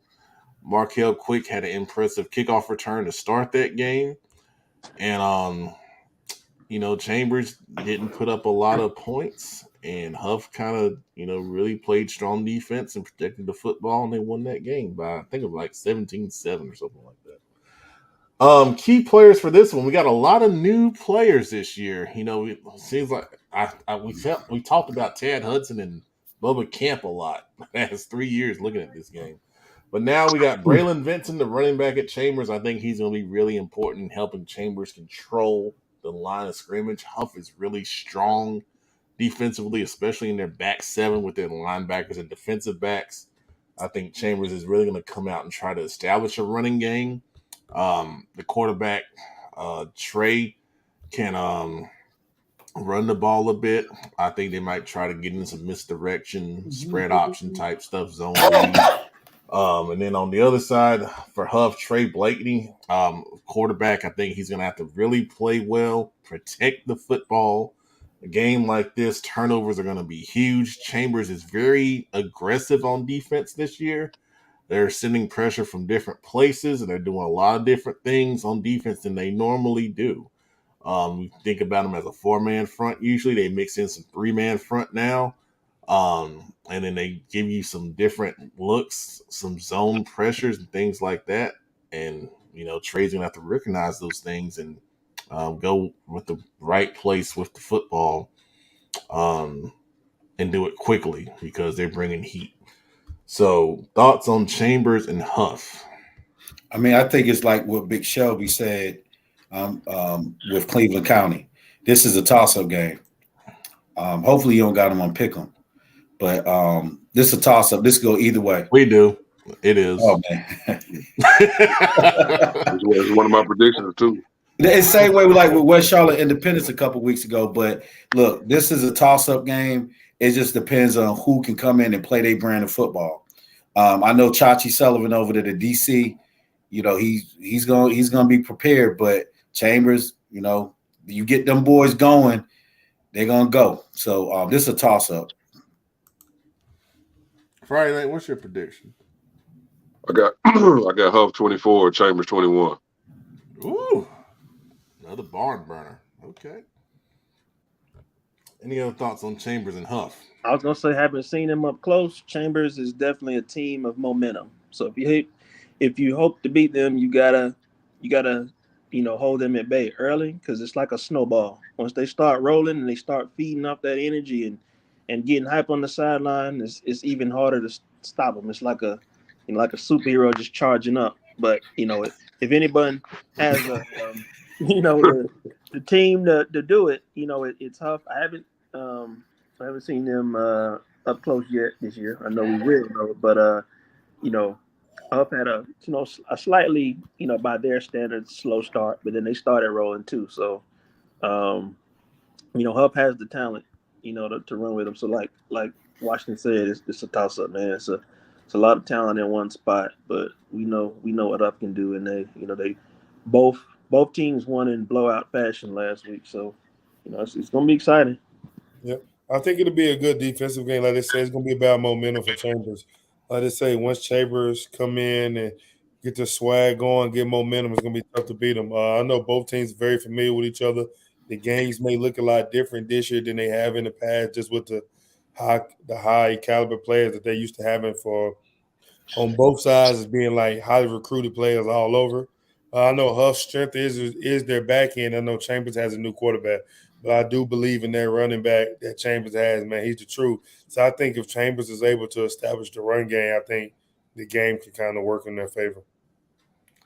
So all the videographers in Charlotte will be there. See, that's what I'm about to say. If Zay Flick's there and them Chamber boys get out with all them accessories on and hey, but that's their style and that's their brand. Yeah. And it works for them. I'm just telling you, it depends on if Zay Flicks come out there, well, we might be picking Chambers. Because they want to put on a show. Well, the other thing I will say is if you're going, get there early because every time these teams get together, it's a meeting at the 50 in the pregame. Well, no, I won't say that. It didn't happen last year. At least they said it didn't happen. But plus, they often I don't meet. know. Sometimes they meet twice. It's one now and then again in the playoffs too. Sometimes. Yeah. Comments on this one. Jason Bass says the new OC. Yep, Facile has done a good job. Chambers plays with a lot more pace. Let's see here. Otis says Chambers helps gonna be defensive game. Both teams are struggling offensively. I haven't seen the struggles here lately. Not lately. Early. Both teams struggled on early. Yeah, they got it going. Hough got it going against North Mech, and as you said, producer, you were there when Chambers put up, what was that, 60 something? 60, at least 63. I couldn't keep up. Like they were scoring faster than I could type. So I wouldn't say no struggles lately. Struggles early, yes. Struggles in the past couple weeks, no. Mm-hmm. Joe Hughes says Zay Flicks has already said he's going. Yeah. We didn't. Yeah, we were pretty much sure. You can book that one. Kareem, I see your comment. I don't want to put that up, but I do see your comment. I appreciate your enthusiasm there. All right. Our next game. This is the game that me and producer are going to be at. This is Providence taking on Butler. Let's see here. So for Providence, they lost last week 29-22 to Charlotte Catholic. And then Butler defeated Garinger at home. This one for me, the two guys to watch are the two quarterbacks. Jackson DB for Providence and Zach Lawrence for Butler. High-level quarterback play on both sides, both Division I recruits. When you get into these games, you want to see these guys step up and produce and play at their best. And that's the thing I'm excited to see on Friday night. But both of these teams are playing really good on the defensive side of football as well. So I think we got the potential for a really, really entertaining football game. Thoughts on Providence and Butler? I think it'll be his first conference game, I believe. One of the first conference. Well, I think it's second conference game for Butler. Well, it's second conference game for these guys. Yeah. I think Providence dropped a close one against Charlotte Catholic last week. I know those guys felt how close they were. They dropped that one, so I know they're going to try to come out and win this one because this one can kind of shake up. It can shake up how the conference championship goes. So I think I know Butler's going to come out. Even people may say, "Oh, last week or whatever." Their their second conference opponent against Providence. Providence is very stout on defense. They have a lot of guys that make plays. They're pretty big up front. Has some athletes in the secondary. Offense is pretty good, like you were saying. I think it potentially could be a good game, man. You know, Butler has to. I think it's very important in these games. You can't really come out flat. Come out with good drive starters. Try to get some stops early. Try to get some plays in, things like that. Special teams can always play a role in games like these as well. So this can be a good game to keep your eyes on. Yeah, I think you make a good point about being flat. This is Butler's homecoming, so we've Okay, seen so that be a we've seen that be a. And homecomings can be weird, man. It yeah, can there's motivate a a lot of team, or things. A yeah. lot of things So going on during school. A lot of mhm. people on focusing on who winning homecoming king and queen. You gotta be ready to play this game. Butler has to block out the noise from the outside and focus on it because a lot of people are looking at Butler being the best, one of the best teams in the state, if not the best team in the state. So they can't have. You don't want to have any hiccups. Absolutely. Let's see here. Any other thoughts on Providence and Butler? So, Nikisha says she's going too. Oh, okay. Rocky ain't playing this week. I guess not. I wouldn't want to watch him. Okay. Our next game is Morrisville taking on Hickory Ridge, and of course we got Cabarrus County involved. So I'm going to call on the king of Cabarrus County. You know who that is? The Engine. Well, I think that Hickory Ridge is excited. They picked up their first win. Obviously, they're going to Mooresville, an extremely talented football team. Hickory Ridge has the talent. For whatever reason, those first couple of weeks, they were just missing. They were just a little bit off. But after a big win versus Ale Brown, they're going to feel really good going into this week. They still have the playmakers on offense. They still have the quarterback. They still have the offensive line. They still have the wide receivers, plural. They still have defensive guys who are stepping up to make plays. So this is another big time opportunity. This is why you play football. This is why you coach football. You coach to coach in games like this. You play to be able to play in games like this. Obviously, Mooresville is loaded with Caleb on defense. Of course, we've talked about him a lot, but we've also talked about multiple other players on both sides of the ball for Mooresville. This should be a big time environment, a big time game. And I think that Hickory Ridge feels confident going into this. And I think that Mooresville should be ready for a dogfight. I think that it's going to be a very good football game. Yeah, so Mooresville coming in here undefeated. Hickory Ridge getting their first win last week at home on the new turf against A.L. Brown, 1-4. I think a big key for Mooresville, key player, A.J. Graham, defensive back. We know Hickory Ridge has big Jalen Harris on the outside, committed to Coastal Carolina. We know they have Dominic Testa, who's been dominant out of the slot formation, and Caden Haywood putting the ball in the air and making plays all over the field. So I think AJ versus Jalen on the outside is going to be a great matchup to watch. It'll be interesting to see if he follows him or if they kind of just switch it off. But they also have some veteran guys on that defense. Marley Samuel that go along with Caleb Edstrom. Jay Wilson, who plays some safety in the secondary. So they have a lot of different guys, veteran guys, that can do a really good job in trying to slow down that Hickory Ridge attack. So I'm excited to see that matchup, especially. And I think Morris was going to try to pound the run at Hickory Ridge to try to keep that offense off the field, control the clock. That's what Coach Nixon is known for offensively. So a little bit of contrasting styles. Like you said, Kenneth, I think it'll be a great environment. Apparently, the chat administrator told me there's been some smack talking going on. So there should be a lot of interesting things on Friday night at Hickory Ridge. All right. Next big game. Oh, Friday night. I'm sorry. What's your score prediction on that one? I got Mooresville 34, Hickory Ridge 21. Okay. All right, and I got Butler 31, Providence 17. All right. See, this is Friday Night Fowler, man. You are the best. You're the best. I mean, you just got this stuff ready, locked, and loaded. Hey, don't call me Friday Night Fowler for nothing, baby. That's right. Coach Tatum weighing in says, "What's up, guys? I appreciate everything y'all do for high school football. Y'all make my 35-minute drive home from practice better every Wednesday night." Oh, man. See, I appreciate Where's that. Coach Tatum at? That's what we like to hear. Walkertown. Yes, sir. Not far from where I live. Oh, okay. Jason Bass, Friday night posts all his scores, man. You got to follow him on Facebook, Papa Oh, they'll be Bass. there. They'll be up there. Yeah. Yep. Send me a friend request, Jason. I got you, baby. He'll tag you at 2 a.m. too. Don't worry. Yep, make sure you watch his story late night too.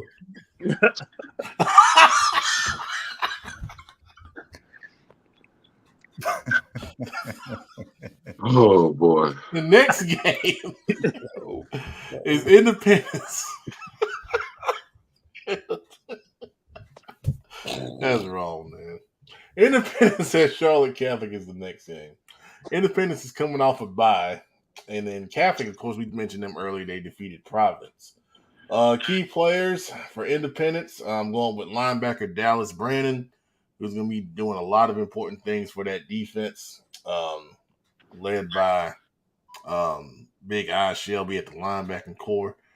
And then Charlotte Catholic, Frank Brewer is another outside backer, strong safety, wears number 9. He's an important piece for that Catholic defense. And I think it'll be a great environment at Charlotte Catholic, like it always is. Thoughts on Independence at Charlotte Catholic?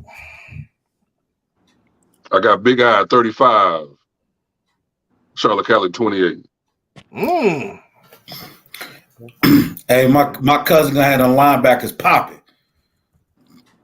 A gap, B gap, let's go, baby. Hey, we're ready, man. We've been preaching all week. We're talking about legacy games, statement games. I know Coach McFadden maybe mentioned it at practice. I don't think Independence has ever beat Charlotte Catholic. Oh, really? Yeah. So Really? I think that we are preaching to let them know right now, like y'all guys, y'all senior class are always looking for statement games, legacy games. I told them today, I said, hey, if you want to leave your legacy, this is the time to do it. It's one of the games that could do it. I know Charlotte Catholic had a tough one with Providence last week. They backed out. They found ways to do it. Playing teams like Charlotte Catholic, you got to be disciplined. You got to be able to do your job for 4 quarters. Last year, I believe we did our job every minute up until the last 30 seconds of the game, and we gave up a touchdown to lose. So those guys that are seniors now, they got to play in that game last year, or juniors now, sophomores that played the game last year that are juniors now, they remember that. We've been keeping it on their minds about you just got to finish. You got to finish. It's going to be a great environment. It'll be my first time ever going to Charlotte Catholic, so I want to see what the hype is about. I can't wait. I know I'm going to have my guys ready to go. It's going to be a great, fun night of football, man. I think a lot of questions are still need to be answered from outside noise about us and Independence. We're blocking the noise out, just trying to focus on getting better every day, every week. But, hey, I think it'll be a good night of football, man. Absolutely. The one thing I'll tell you about Charlotte Catholic is don't talk junk on the sideline because your fan base will hear it. I mean, they right up on you. There's no track over there. So, yeah. Joe here is an interesting comment. It says, it's the calm tone Webb talks to Miss Panther. Oh. Interesting. Dulcet tones. Interesting. Don't know what he means by that.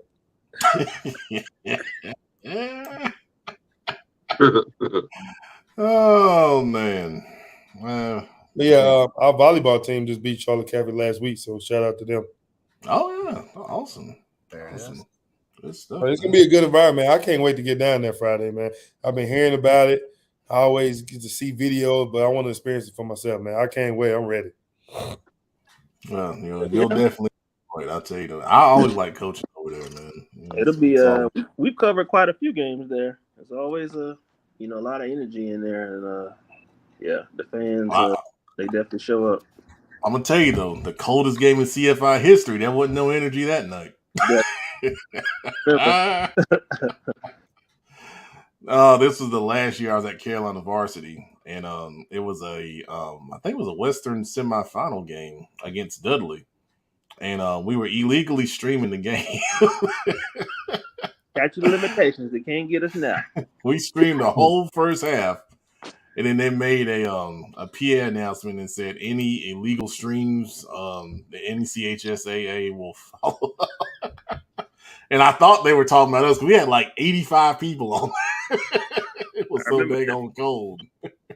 Oh, that's the game Dudley won 21-10, right? Yeah, that's it. And the hooker was the quarterback. Yeah. How do you know this? Hey, man, Jeez. I'm going to say it one more time, Pep. They don't call me Friday Night Foul for nothing, baby. There it is. Mercy. All right, our next game. Weddington taking on Dutch Fork. This is an interesting game right here. So Weddington last week won big over Chapel Hill, 66-13 or something like that. And then Dutch Fork has won 2 in a row after starting out 0-3. So key players, I love Weddington's quarterback, Tyler Budge. Really, really good player. He wears number 12. His game is like Tom Brady. He's surgical, throwing the football, great accuracy. And then for Dutch Fork, they got a big offensive lineman I really like. He tagged me in his highlights earlier this year. I mean, this guy, when he comes off the football, it's nasty. Camden Myers, interior offensive lineman for Dutch Fork, about 6'3", 295. He can pull, he can move. Oh, I just love watching those highlights, man. So that's going to be a guy for Weddington that they're going to have to really account for up front. Now, thoughts on Weddington at Dutch Fork? I got Dutch Fork 42. Weddington at 38. Ooh, really? Dutch Fork on a 2-game winning streak after they started 0-3. The game is at Dutch Fork. So I'm gonna give Dutch Fork a little home field advantage. You know, Weddington's gonna put up some points, but Dutch Fork in the end, 42-38. I don't see Weddington getting up that many points.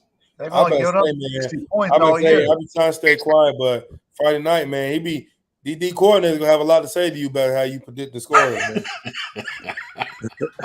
You said what? I said DD coordinator's gonna have a lot to say to you the way you be predicting these scores sometimes. Hey, the only thing I got to say is stop them. One way to put it. Sage advice. Hey, That's some easy directions to follow. hey. I call it how they put it down on the field all year, baby. Hey, I'm gonna do something right here, man. Let's do this. What has been the best advice you received from the fans on a Friday night? O-line, you got to block. You talking? Is that all of us? Pep? Yeah, everybody. Oh, since I'm an announcer, hell, that's easy. Call my son's name right. You pronounce his name wrong. Hey, I can only pronounce what's on the papers, man. Right. Hit somebody. That's a good one. That's a good one. Catch the ball. They just be staying the habit, man. Or when you're running the ball, throw the ball. Pass. Stop throwing the ball. Or how about this one? When you're getting beat and you don't know nothing about game, you just say, "Stop cheating."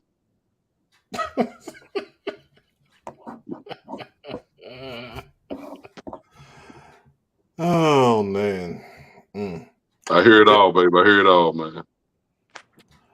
I was calling plays in 2010 at home. And we were playing Olympic. And Olympic was playing a 3 deep. They were playing 3 safeties. So because we like to spread and we like to throw it around a little bit. So we were trying to run the ball with we had Sean Wilson, who went on to Duke and played in the NFL at running back. And we were running the ball a little bit, and I got a tap on the press box window. And I looked down, and someone was holding up a play. They drew up on like a napkin and said, "Run this." They drew up the defense and everything. Man, That's hilarious. I had somebody else up there with me, and they were like, no. It's crazy. I think the guy came in there drunk, but lines all squiggly. Oh, man. Oh, yeah, Joe. Yeah, that's a common one. I love the guys that like to try to talk to the coach. Coach, you got to do blah, blah, blah, blah, blah, blah. Coach, and they just start screaming for the coach, and you see him getting escorted out. Put 74 in. Oh, that's a classic. That's a classic. Oh my gosh. Coach Tatum with a great statement. Everybody can work a grill and call plays on Friday night. Ain't that the truth? Oh, ain't that the truth? I mean, we used to tell some people, hey, if you think you can do better, come to practice. We actually had 3 parents show up at practice on and they said, "We're ready, coach." They accepted that invitation. All I could do was laugh. I said, "Oh my gosh, you guys are great." All right, that was fun. Our final game is Forest Hills at North Stanley. Forest Hills undefeated on the season, and then North Stanley is coming off a bye, but they're 3-1 on the season. 3-1. Yeah, players to watch: Ross Smith for Forest Hills at wide receiver got named to the Shrine Bowl. I'm so happy for that young man. I talked to him and his mom last year in the preseason and said, hey, you guys, your son is really, really talented. And at the time, he wasn't getting a lot of press. And I said, I'm going to get your son out there. And I started retweeting stuff and sharing it. And, he finally started getting the attention and offers he deserved. And, I'm really, really happy to see that. And then for North Stanley, big offensive line, defensive line, been to the CFI camp a couple times. Tad Johnson, 6'3", 250 pounds, hard-working young man, great technique, great motor. Excited to see him take on the challenge of taking on an undefeated team. Ken, if you got anything you want to add on this one? Yeah, obviously Jay Jackson, heck of a player for North Stanley as well. Hibbard, the quarterback for Forest Hills, is one of the top quarterbacks in the area. If the boys don't have practice Friday night, this is where we'll be. Nice. Been a couple of weeks. Where is North Stanley at? What city is that? North Stanley is in Richfield. So if you head down 49 north, it's about 10 minutes from Pfeiffer University, if you're familiar with Pfeiffer. Oh, okay. Yeah. There's a mountain up there. Howard Mountain, maybe I can't remember the name of it. A little farm town, little farm school. Got a couple of stoplights. I got a Wendy's that we'll stop at on the way home and get some food and have a good time. Awesome. So Petty Roosevelt says it's in New London. Oh, New London. Richfield is where I turned the light. You're right. Thank you. Okay. All right. Cool. Teddy Roosevelt. I thought you said Teddy Roosevelt for a minute. If Teddy Roosevelt was commenting on the show, we would have some other things to discuss. That would just show you how popular the show is. But it's not even alive anymore coming on your show. That'll show you really who's the top show in there. Just saying. Oh man. Friday night, you got a score for this one? I got Forest Hills 24, North Stanley 17. Okay. All right. Any other thoughts on Forest Hills, North Stanley? And Joe Hughes, to end our preview segment, says those country A Wendy's are the best ones. All right. Joe, it's the Hardys. It's the Hardys. Hardys. Yeah, true story about that Wendy's. We stopped at it one time coming back from hiking or something, and I went inside and paid. I went to the drive-thru and paid, and she gave us our food, gave us everything, and we took off. We've been hiking all day. Got all the way home, about a 30-minute trip, and I realized I don't have my debit card. The girl had never given it back to me at that North Stanley Wendy's. Had to drive all the way back. Luckily, they still had it. Wow. That'd be a pretty smooth move if you were a drive-through person to hold on to one every now and then and see what happens. This is facts, Joe. Hardee's has the best hamburgers. Hardee's, where's that? Country. Not the man. We stopped at Hardee's coming back from Raleigh one time. That food was so salty. Oh, it was terrible. Man, out of all places from Raleigh, you stopped at Hardee's. I'm telling you. There you go. I was coming back from Raleigh, man. It was country. It was a country Hardee's, like y'all said, and it wasn't good. We one time ate at Hardee's 35 times in a month, Pat. They had this special going. It was What? a jalapeno cheeseburger with bacon 35 on it. times. 35 times. I had to check my bake receipts. We'd show up and they'd be outside smoking the devil's lettuce, and they'd be like, "Y'all want y'all's normal?" I'd be like, "Yes, sir." We'd pull up and have a couple of bacon cheeseburgers ready for us. 35 times in 1 month. They still got that Frisco burger. I mean, the Frisco burger is pretty good too. I'm not gonna lie. You get you a bacon, egg, and cheese biscuit from Hardee's in the morning time. That's how you go. Old people know where good food is. Yep, I remember going to Hardee's every morning as a kid. Almost parents go out of town. I would stay with grandma, and grandma would drop us off, drop my uncle off at work. We'd stop by to his Hardee's. His wife, my auntie, was the manager. Give me a cup of biscuits for school, man. Hey, Hardee's good though. Funny you mentioned that. My granddad used to ride the Hardee's too. It's like that's a grandparents thing, I guess. Man, going to get breakfast. Granny say, if we ain't paying for breakfast, we're gonna go in there and see your auntie. Auntie the manager. Hey, you know what? I'm gonna date myself real quick. Do y'all remember when Hardee's? Y'all remember Hardee's had the pizza pockets? No. I don't remember that, bro. You don't remember y'all don't remember Bojangles hot wings? Man, listen. I don't remember that either. No, I don't remember that whole thing. I missed the Bojangles hot wings. I've been looking for them. Y'all got Google it. Google. But the parties should have the pizza pocket. Mm-hmm. I don't remember that. I think you just making stuff up, man. I promise you I'm not. Look, that's a different time on TikTok. In this timeline. I know. Nah, I'm a food connoisseur. I promise you. Hopefully somebody can remember it.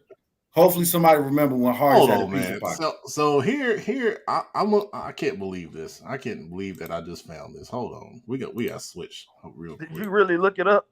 No. Hold on, man. Just hold on a second. Hold on. Where is it? No, Nikisha, it wasn't in the 70s. I ain't that old. Wow. Man, the 70s. Bojangles Buffalo Wings. What the heck, man? I'm trying to tell you, and they was slapping. I cannot believe that this was a thing. That looks Where was this? I missed out on that. I did too. I didn't even know. Man, listen, I used to skip school to go and get those wings. Because 2011 now. What school was you in? No, but they brought them back for a little bit. They brought them back for a little bit. Come back like Jordan. They try to bring them back. Yeah, I seen they try to bring them back. I could never find them though. I seen it went crazy.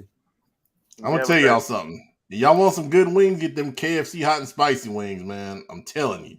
Them dang on things. You get 8 for $4.99. It's cheaper than the dang on Popeyes wings, man. It's great. You can get checked out. They're great, man. They're great. All right. Predictions. Heck of a sidetrack, man. Producer, moving up. Still on top. Exactly where I belong. So I like. Hey, Pat, who lost? We don't call him the Friday night producer for nothing.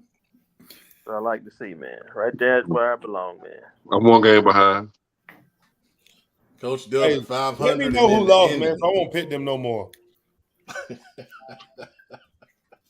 I'm making a list of who not to pick.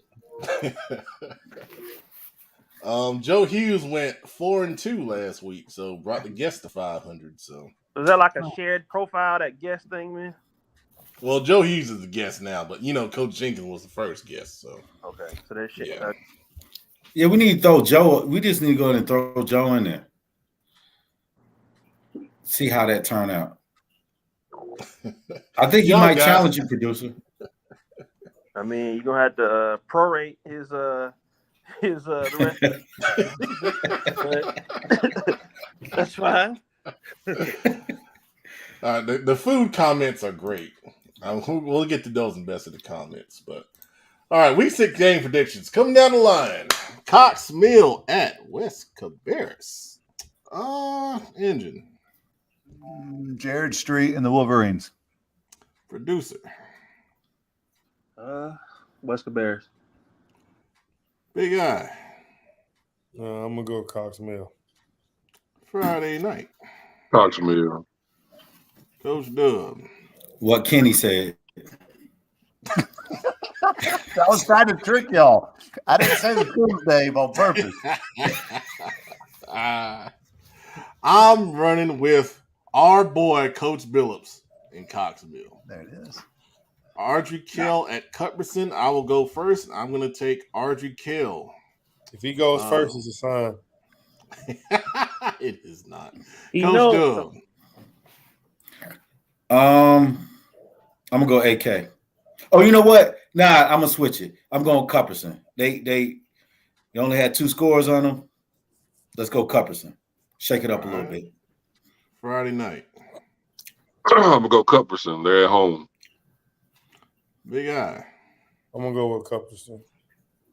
Producer. Cuthbertson. Engine. Cuthbertson.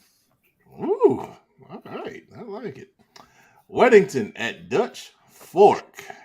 Big Eye. Now, why you ain't going first this time? I just went first. There you go.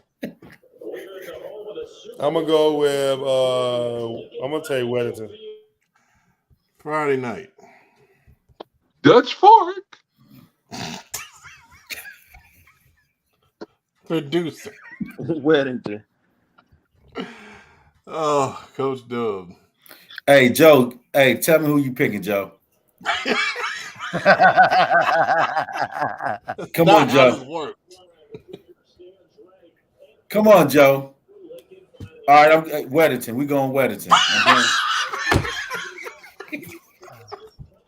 Engine. The Weddington Warriors, baby. All right. Ashbrook at Forest View. Producer. I'm going to go with Ashbrook to get it together. Get off that slide. Big Eye. I'm gonna go with Ashbrook. Friday night. Ashbrook. Coach Dub. Ashbrook. I will take Ashbrook. Engine. Ashbrook. Sweet for the Green Wave. And the bonus. Double wins or double losses. Chambers at Hough. I am going to take Chambers. Engine. The regular season. Huff. Fair. Producer. Chambers. Big Eye. I'm gonna go with Chambers. Friday night. Cornelius Health, baby.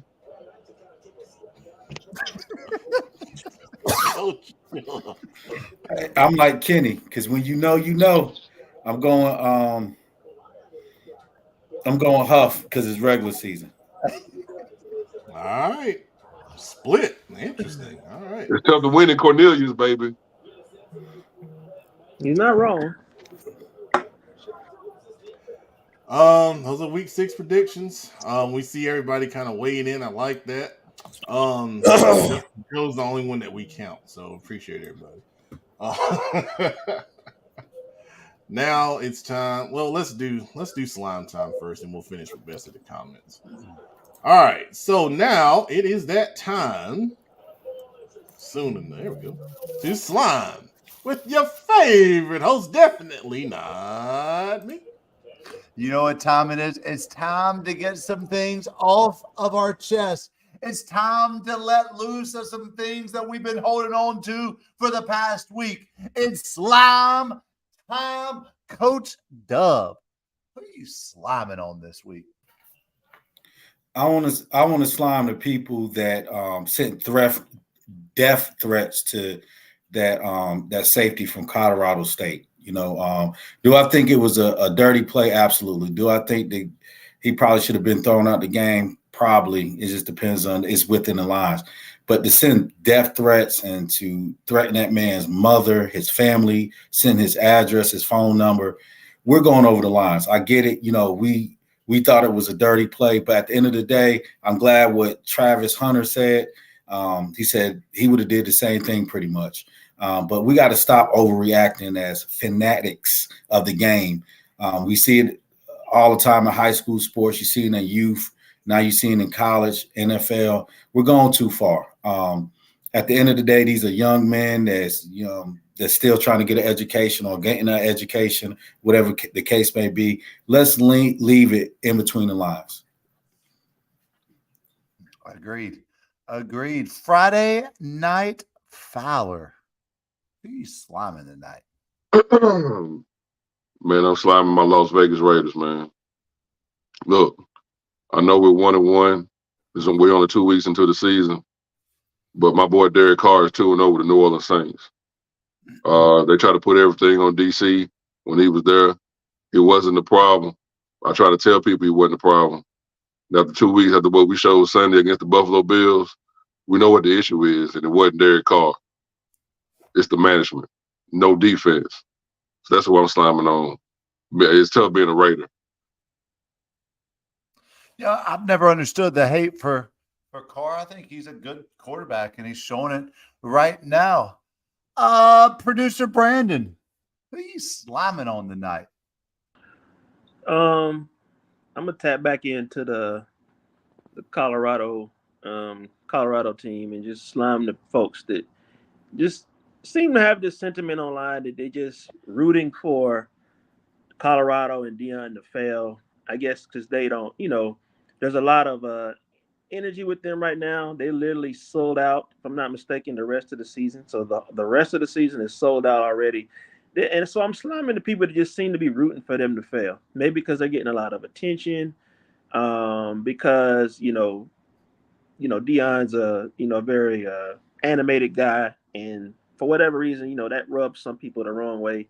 They think he makes it all about him, which I really don't get that vibe. And a lot of the attention they're getting is we're giving it to him. The media and people are giving him that attention, and the fans. So I never really took too kind of people just rooting for someone to fail because they're not behaving exactly the way you feel they should. Even if they are, showboating or they're a flashy team, there's nothing wrong with that. Some teams are flashy, some teams are not, some teams are cocky, some teams aren't. But I don't think it's up to us to really decide how a team should behave as long as they're not doing anything wrong or breaking any rules. So I'm slamming the folks to just rooting for them to lose, rooting for them to fail, because I don't think that's right. You're right, Brandon. There are so many great things that Deion Sanders brings to this game. He's bringing to college football right now. The excitement is through the roof. I mean, who in the world has ever stayed up until 2:00 in the morning to watch a Colorado Buffaloes game? Nobody that I know, but we all did it last Saturday night, and it was an incredible game. Big Eyes Shelby, who are you slamming on the night? He's suspended. Batman Matt Morrow, who are you slamming on the night? Hey, y'all gonna learn. Y'all Panther fans gonna learn. That's all I'm gonna say. Y'all gonna learn. Just terrible. Just slamming the whole city of Charlotte for believing.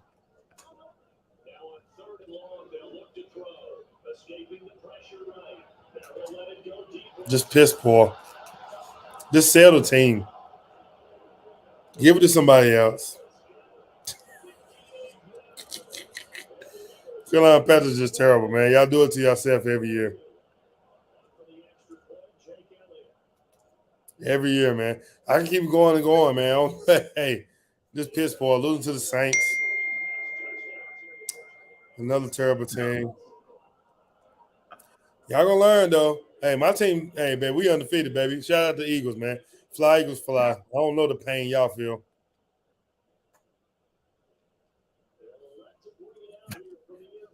Let's give it up, Pep. Kenneth, let's give it up, man. Find somebody else. We got room. We got room in Philly if you want to join. The whole show. I see the comments, man. Hey, just give it up. What have the Panthers done? Panthers ain't brought nothing to the city but heartbreak. Heartbreak every year. And y'all go out there to the fan fest, watch the fireworks. They could save all that money on them fireworks and go buy some more players. Buy some more players, man. It's just piss poor. Do y'all want to blame the quarterback? That's the guy y'all wanted. You get what you want and you don't know what to do with it.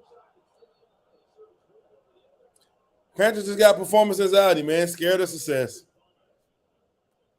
They still think Cam Newton come out the locker room or Julius Peppers or Luke Kuechly. Those guys long gone. Thomas Davis, guys long gone, man.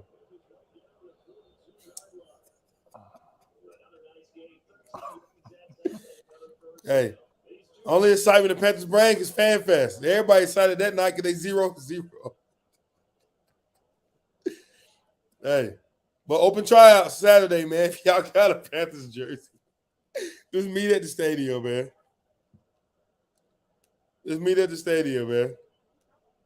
Nikisha, hey, y'all suck. We got a Super Bowl, baby. Y'all got a Super Bowl? Y'all got a Super Bowl? Oh, okay. I thought so. Just, y'all go lose every time. Every chance you get on the big stage. Performance anxiety. Hey, all you need is a jersey and a physical from 2005. That's all you need. You don't need no updated physical. You don't need no updated physical. They don't care, man. Hey, I'm willing to bet you we can. Oh, boy, that was a lot like what hell's like, I imagine, or solitary confinement. That's what we used to do to Al Qaeda. We used to put them in those cells and play like country music on repeat over and over and over again. That's what that sounded like right there. Pet Man, who you slamming on this week? Big Eye Shelby. Well, I'm going to tell you who I'm slamming. I'm slamming the North Carolina General Assembly. If you don't know, the North Carolina General Assembly just found their compromise to pass a state budget yesterday after much wrangling and division amongst themselves. Now, let me just tell you a little bit about it. So going into it, our governor, we all know what he is, but the governor said, hey, we need to give the teachers a 17% pay raise. Well, of course he could say that because it wasn't going to come anywhere near that. The North Carolina House said, well, maybe not 17%, but 10% sure does sound really good. And then the North Carolina Senate came through and they said, well, we don't know about that 10%. We think more along the lines of 4%. So like the big adults that they are, they got together and they compromised. So a compromise is whenever you make a little bit of everybody happy. So we got 17%, we got 10%, we got 4%. So let's just meet right smack dab in the middle. 10 minus 4 is 6, 17 minus 10 is 7. So let's just meet right in the middle of 10%, right? Like that would be a happy compromise from everybody. Nah.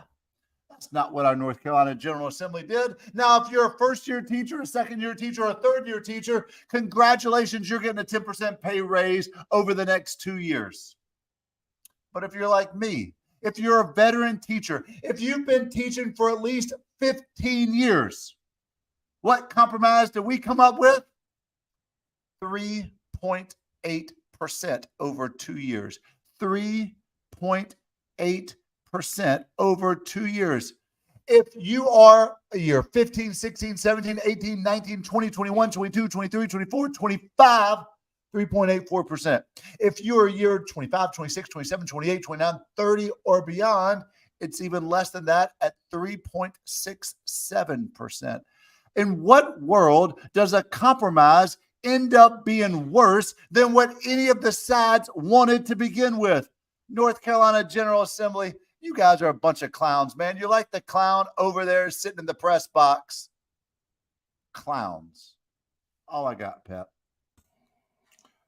I mean, it's well stated. I mean, we said, starting the show about how teachers and coaches are underpaid. So I'm definitely with you on that. But but Pep, they worry about high school sports. Don't let me get started. Let me leave it alone. We'll You save need to worry about them Panthers. Hey, listen. Listen, I had to get up. I was cramping. Dude, when you said they were 0-0, everybody happy because they 0-0. It's just performance anxiety, man. Like, performance anxiety. They do it to y'all every year, and I don't understand we didn't why. make it a fan fest. My whole house had COVID. We were at home. Couldn't even go to it. Good job. You saved some money, man. No, I bought the tickets. There you go. Oh, my God. So hey, here's I can't believe this. Coach Dub is 2 for 2. I'm gonna play this. Can y'all see that? I told y'all, 1990. Chub Rock jumped on the scene. Man, you know what it's like cruising with a slice of pizza? All that gooey stuff goes everywhere. But not a new Hardee's Pizza Pocket, man. Because it's not a slice. So it doesn't make a mess. It just makes you feel good. See, like the only place the mozzarella and pepperoni goes is in your mouth. Not like slices. Hey, Bro, I don't remember that. good, man. I don't What's remember this happening? at all. Hey, nice decoration, man. Good stuff. I don't remember this Traveling one for bit Thanksgiving, Hardee's I've got your Pizza forecast. Pockets. I don't remember that, bro. Lord. at all. Listen, What in the world? I've been greedy for a long time. Y'all just now getting greedy. I've been greedy for a long time. I don't remember that at all. I don't. I can't. And and y'all missed out too. I'm just letting y'all know. Man, I remember that. You know what I didn't miss out on? Getting in that traffic Sunday. Monday. What was going on in the traffic on Monday? They put that trash on prime time. Cuz give it to him. Give it to him. Prime time. Hey, what you say? Then they had the nerve to show 2 games at one time to try to figure out which one worse. We on prime time Sunday night, baby. That's terrible, man. Y'all got wasted that time. Wasted that time. Look, y'all got porn star Jimmy in Las Vegas. They was better off putting that Mooresville Middle School game on ESPN over that Panther game. Or Providence Day, South Stanley. I never realized Shelby was part of Philly. So on the rest of the comments, Jada Connect says Bojangles wings are fire. My pops used to get them on it. Oh, I didn't see that part. Okay. Hey, hold on. Well, producer, you want to know how I became a Philly fan? You had a McNabb jersey when you was like. No, you want to relive some moments? I can tell you what. I was a kid at that Panther versus Cardinal divisional playoff game. The year I thought the Panthers were going all the way, and guess who stunk it up? Jake Delhomme, pick 6, scarred me for life. Watching that game in the rain, I said I would never. There you go. Perfect. Stephanie Reynolds on Best of the Comments says Coach Dub has perfected his fast food called the Washington Way. Yep. I see if our food show would get some viewers. Yeah, listen, I'm gonna tell y'all something because everyone knows whenever I get chicken nuggets, I lay all the sauces out. I want to experience it each dip. Each dip is an experience. Yeah. Kareem says Hardee's had that good fried chicken. Y'all remember that? I remember. I remember that fried chicken. I can't remember if it was good or not, but I remember it. It was good. It was it was good. Let's see. Joe Hughes says ain't no Frisco burgers good enough to eat at Hardee's 35 times. Oh man. Karen Bell, got to shout out your birthday's tomorrow. Yeah. Birthday, Miss Bell. Yeah, happy birthday. Happy birthday, Karen. Happy birthday. Happy birthday, Miss Bell. Absolutely. Good stuff. Let's see here. Derek Chambers says Weddington is fundamentally sound. They will win by a hair. Okay. Coach Hunt says he met a Dutch Fort safety at their game last Saturday. He says they're ready for Weddington. Okay. Good stuff right there. The dude says, "Don't sleep on Providence." All right, dude. We got you on that one. I picked them last week. They didn't come through for me. That's all right. Let's see here. Coach Tillman from Chambers says Chambers and Hough is always a playoff environment. They get up for each other. Absolutely. Joe Hughes says our producer's Twitter fingers insured. We should look into that. We should look into that. Really should look into that. Oh man. So Joe Hughes still trying to get us into Lincoln County. I think we can't go that far, man. But those are his Lincoln County rankings: West Lincoln, East Lincoln, North Lincoln, and Lincolnton. All right, that's fair. That's fair. Hey, I'm gonna tell you something. Lincolnton is the best 0-4 team out there. I'm just saying, they're scrappy. Yeah, they got some guys. Oh gosh, what's the kid's name? Andrew Phelps at receiver and corner. He's a really talented player. He's been to the CFI camp a couple times. All right, I think that's just about it on the comments. I think we got the rest of them in the show. Let's see here. All right, we'll bring them back for the end. Happy birthday, Miss Belt. Come on out there Friday night. Come watch us for your birthday. You supposed to sing you supposed to sing her happy birthday. We all for it right now.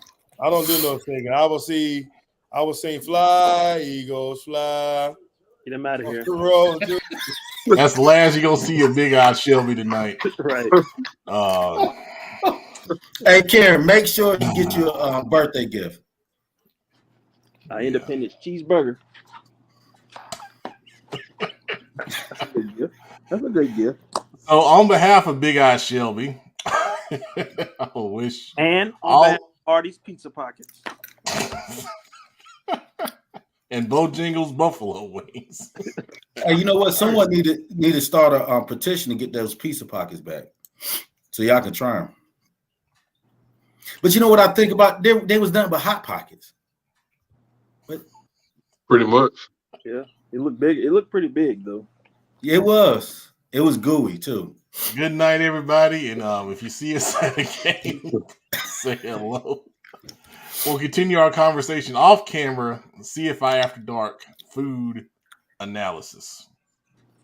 Appreciate it. CFI After Dark, 11:45 Friday night as well. Thank you, Joe. We look disappointed. The pizza pockets. Not really. It looked all nah, right. Joe, trust me.